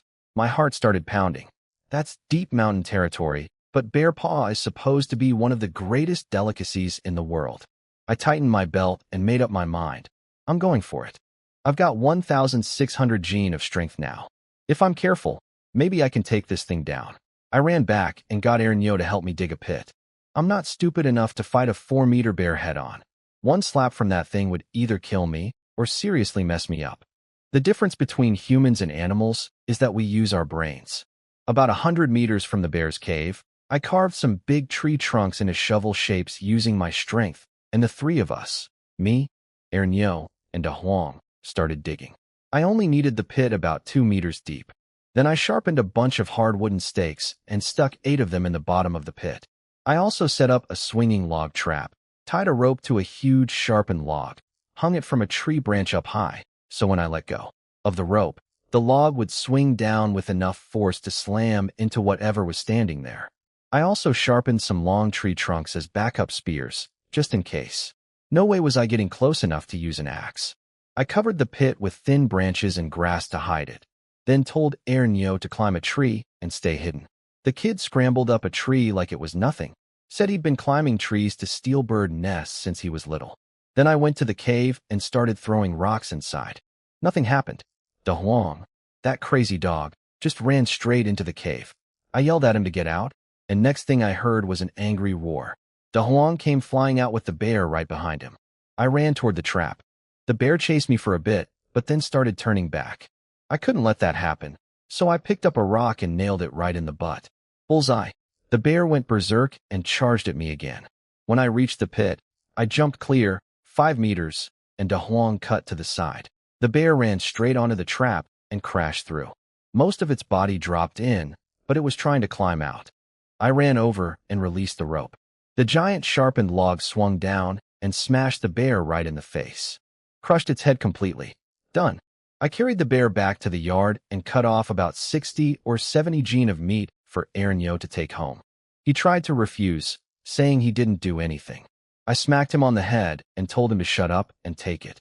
Later I heard that Aaron walking through the village with all that meat caused quite a scene. Some nasty woman named Zhou Tsuhua tried to grab some of his meat and badmouthed me, saying I was selfish for not sharing with the village. But Aaron stood up for me, even kicked her. Then his dad showed up and things got heated. That kid's got more guts than he looks.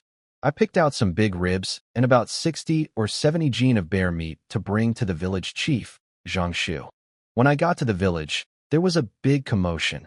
That troublemaker Zhou Tsuhua was fighting with Aaron family over the meat I gave him. She even said I poisoned it. The village chief was trying to calm everyone down. I shouted for everyone to be quiet and walked straight past Zhou Tsuhua without even looking at her. I handed the meat to the village chief and told him it was a thank you for all he'd done for me over the years. He hesitated, worried it would look like favoritism, but I pushed it into his hands before he could refuse. Then I made my move. I told everyone I wanted to open a brick kiln by the river behind the village. I said making bricks alone is good money, but it's better if we all make money together. I offered 20 jobs with long-term contracts at 21 a day. That got everyone's attention fast. In town, hard labor only pays 2 a day. 21 without even leaving the village? People started doing the math. That's 600 a month, over 7 taels of silver a year. Way more than farming. Hands shot up immediately. I told them I'd have the contracts ready by afternoon and the village chief would witness the signing. I'd been planning this brick kiln for a while and was just waiting for the right moment. Today was perfect. When I got home and told my wife, she asked one question that stopped me cold. Do you have paper and a pen? I didn't. The village chief didn't either. Nobody in the village did. Then I spotted Lu Yunbao's horse and asked to borrow it. But looking at the bandits working shirtless in the heat and the half-butchered bear, I decided to stay and cook instead. I gave Lu Yunbao 10 taels of silver and told him to buy about 100 sheets of paper and spend the rest on strong liquor. Good food and drink keeps people working hard.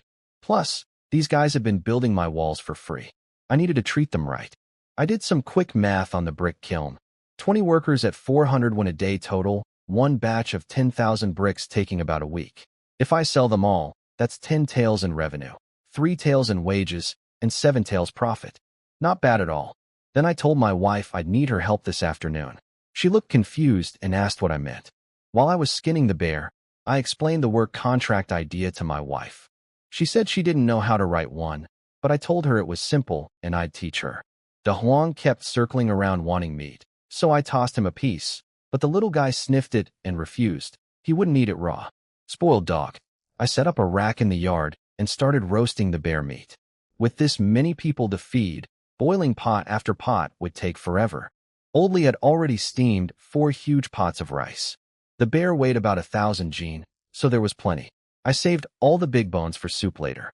Lu Yunbao came back with the paper, ink, and 7 or 8 jugs of liquor. Paper and brushes turned out to be expensive. He spent 6 taels and brought back 4 and change. I told him to keep it for helping out. I roasted all 4 bear paws golden and dripping with oil, sprinkled on some spices. Incredible. Everyone gathered around eating and drinking. Even Oldly was hanging out with the tough guys, chatting away like old buddies. I brought a bear paw inside for my wife. She tried to eat it delicately with chopsticks, but I told her you have to use your hands. She gave in and nibbled at it with her fingertips. Then I grabbed the mirror and showed her the oil on her face. She blushed, smacked my arm, and told me to get out. I laughed and went back to the party. After everyone ate and rested, my wife and I wrote up 20 work contracts together. Her handwriting was beautiful. I called her my little wifey. To her face for the first time, she just rolled her eyes. When I opened the gate, way more than 20 villagers had shown up. They'd all gone home, done the math, and realized how much money this was. Even Zhou Tsuhua was there, grabbing my sleeve demanding I sign up her husband and son, or pay her 41 a day. I needed to thin the crowd, so I brought out the biggest, meanest-looking bandit, a bald guy, 2 meters tall, built like a tank. I told everyone this guy would be their foreman and whoever was willing to work under him should step forward. The timid ones backed off immediately. 23 people stepped up. 3 extra was fine. Zhou Tsuowa's husband and son hadn't stepped forward, so she started screeching at me, saying I owed her and had to include them or pay her double. Unbelievable. I told Zhou Tsuehua off right in front of everyone. She claimed she'd been good to me, but I asked her, when did she ever give me even a cup of water? All she ever did was shamelessly ask for my stuff. I told her to get lost. She tried to come at me, but the bald guy stepped forward and she fell on her, but in fear. She ran off screaming that my brick kiln would never work. I told the remaining crowd that the 23 spots were full, but I'd hire more when I expand. That calmed everyone down. I noticed Aaron Yo was among the 23. His dad probably figured steady pay beats hunting. I explained the earlier intimidation was just a test of courage. I also told them there'd be a foreman position with 10 extra when a day, chosen fairly based on effort. Then I had the village chief come witness the contract signing. Everyone signed and pressed their fingerprints in bare blood since I didn't have red ink. Work would start in a week. During that time, they'd help me build the kiln for 3 won a day, still more than the 2 when they'd earned doing hard labor in town. My wife watched me handle everything with a little smile. Old Lee sat drinking wine, looking proud. The village chief was surprised by my foundation. Guessed the house would be 100 square meters. Actually, I was planning even bigger now. 3 stories, with a rooftop pavilion where my wife and I could sit and enjoy the view. That sounded perfect. We picked a spot for the kiln by the river, about 100 meters from the village. The chief warned me there's a Wang family in town that's been selling bricks for over 100 years. I told him not to worry, I'd go talk to them if needed. On my way home, I spotted the 3 village troublemakers, Dago, Ergo, and Sango, lurking outside my yard. They came crawling up to me, apologizing for all the trouble they'd caused before. They wanted jobs at the brick kiln. I told them the regular spots were full, but I needed guards to watch the kiln and make sure nobody steals bricks. 5 won a day each, and they'd live on site. I said I'd build them 3 separate rooms. Dago dropped to his knees and started slapping his own face, saying he didn't deserve my kindness. The other 2 knelt down too. They'd never imagined they could have their own rooms or ever get married someday. I told them to get up, stop being dramatic, work hard, save their money, and maybe next year they could find wives. I told them to be better men so their future kids wouldn't turn out like them. After I left, I heard Dago gave his brothers a serious talk about loyalty, said my business was their business from now on. Then the smartest one, Ergo, suggested they go beat up Zhou Tsuowa's family for always causing me trouble. Dago smacked him on the head, then said he was absolutely right. Off they went. That night, I heard Zhou Tsuowa's family got into a brawl with Dago and his brothers. Loud enough for the whole neighborhood to hear. Meanwhile, the walls of my house were already over 1 meter high, way faster than I expected. The place is over 130 square meters with 3 bedrooms and 2 living rooms. Liu Yunbao said he'd bring his big brother and 3rd brother tomorrow to help. I was grateful. Doing this alone would have taken 2 months. After they left, I picked a chunk of mud out of my hair and figured I'd need to hunt again tomorrow. Can't feed this many people just bare meat. I confiscated old Lee's wine before bed. The old man was grumpy about it, but passed out snoring within seconds. Next morning, I woke up just before De Huang could lick me, grabbed him by the neck, and tossed him off the bed. I'm finally waking up before the dog. While I was drying my hair after washing, my wife suddenly asked what weapon I prefer. I said a long spear without hesitation. Longer reach means safer distance. Honestly, I just don't want to get too close to anything trying to kill me. She nodded, waved her hand, and a tree trunk flew over and shattered into a clean 2-meter staff. Then she told me to do the splits. I got excited. My wife, the Tao master, was going to train me. I started spreading my legs, but halfway down my tendons screamed. She whacked my calf with the staff, and I collapsed the rest of the way down. The pain hit 3 places at once. I thought I was torn in half. She said warriors need to suffer to get stronger. I started circulating my blood energy to ease the pain, which helped a little. But before I could feel proud of that, she tied ropes to both my feet and hung me upside down from the construction scaffolding, legs spread in a full split. Way past 180 degrees, probably 240. She told me to flip my body upright using just my legs and hold it for 1 hour before she'd let me down. I struggled and screamed. Every attempt sent ripping pain through my legs and groin. Then De Huang jumped up and licked my face, knocking me off balance. I flipped upside down again and had to start over. My wife finished breakfast calmly, handed the staff to Old Lee, and told him to watch me. Then she went out to graze the cows like nothing was happening. Old Lee took that staff and walked toward me with the creepiest smile. I'd finally gotten upright again, and he started poking me in the chest with the stick, wobbling it back and forth. I panicked and offered to give his wine back. He just laughed and said training was more important than wine. The old man was enjoying every second of my suffering. Old Lee kept knocking me over with that stick, and every time I had to flip back upright through that ripping pain. But after about 15 minutes, I could actually take his pushes without falling. Progress. Before that, I challenged him, told him if he's so tough, why doesn't he try it himself? The old man casually lifted his bad leg straight over his head, past 240 degrees, took a sip of wine, and gently lowered it. I shut up after that. The Black Horse Gang arrived, all 3 brothers this time. Yu Mianhu, Lu Yunbao, and He Mianxiong, plus their guys. 15 people total, all working on my house like a professional construction crew. Lu Yunbao taught his big brother how to lay bricks using the exact same words I taught him, then ran off to watch him mess up. Apparently, they'd both made mistakes before and wanted their brother to share the embarrassment. Brothers, right? Down by the river, the village chief had the workers building my kiln. Even the 3 former village bullies showed up to help and were actually behaving themselves. Everyone was confused. Then a horse carriage pulled up outside my yard. It was Zhou Muxiue, that rich girl from town who won't leave me alone, and her friend Zheng Qiao. Zhou Muxiue saw me hanging upside down, drenched in sweat, with a bunch of rough-looking men around, and panicked. She thought I'd been kidnapped by bandits. She ran over crying, calling me Yi Lang, and trying to untie me. I told her to get lost. Old Lee pushed her away with his stick.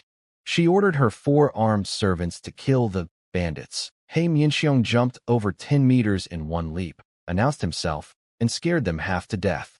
I lost my temper and told her I've said it 100 times. I don't like her. I have a wife, I'm going to have a kid, and she needs to stop. Her friend Zheng Qiao started yelling at me, saying Zhou Muxiue is beautiful and rich, and I should divorce my village girl, wife, and marry into their family instead. That was exactly when my wife came back from grazing the cows. She heard every word. Her face went ice cold. The little bird on her shoulder shivered. My wife's killing intent had just spiked. I was furious when that Zheng Qiao girl insulted my wife. I told Old Lee to untie me immediately. He did. No jokes this time. The Black Horse brothers all grabbed bricks and came over too. I walked up to Zheng Qiao on shaking legs. They were still screaming from the splits training. And told her straight, I don't care if her dad is the county magistrate. If she says one more bad word about my woman, she'll be crawling out of my yard. She dared me to try. I raised my hand, but Zhou Muxiue grabbed my arm crying, saying to hit her instead. I pushed her off and told her to leave. Looking at her makes me sick. My wife heard everything from outside. Apparently, my words cooled her down.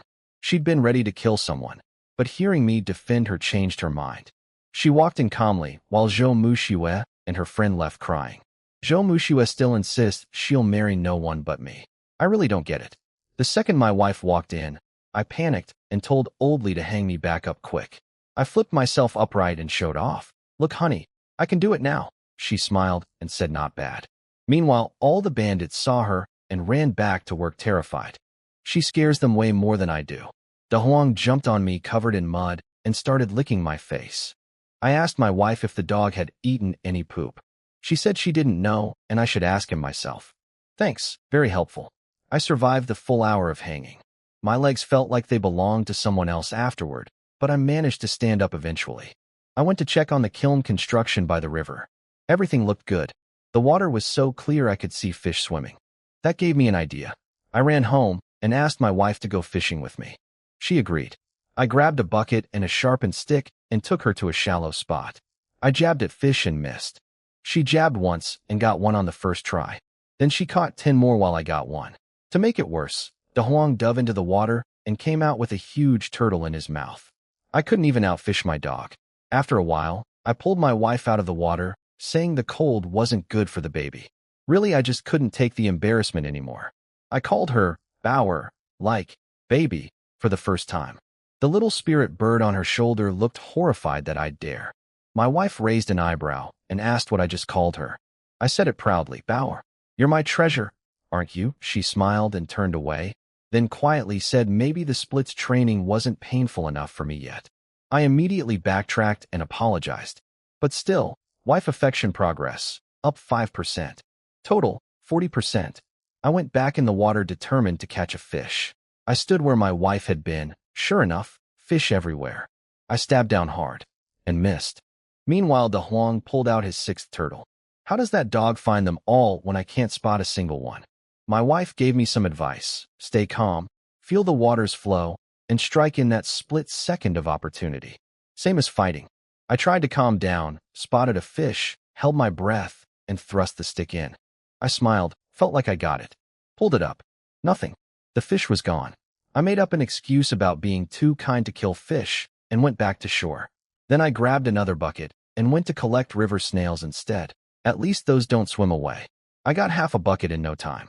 When my wife called me back, she had a full bucket of fish. My dignity was completely destroyed. Back home, I cleaned everything up. I pinched the tails off the snails with my fingers, easy with my strength. Stir-fried them in pork fat with red chili peppers. The smell was incredible. Nobody in the village had ever eaten snails before. I steamed the turtles into soup for my wife, great for the baby. When the Black Horse guys sat down to eat, they'd never seen snails before. Yu Mianhu tossed one in his mouth and bit right through the shell. The whole group was crunching them like candy, shells and all, saying they tasted good but were a bit gritty. I stared at them in disbelief, then showed them how to suck the meat out. They all looked at each other awkwardly. Lu Yunbao quickly changed the subject by raising his wine bowl. I brought turtle soup and the best cuts of bear meat to my wife. She took one sip, said it was good, and told me to go eat. That's my wife, woman of few words. Days passed. My splits training got better. Hanging upside down for an hour or two every day will do that.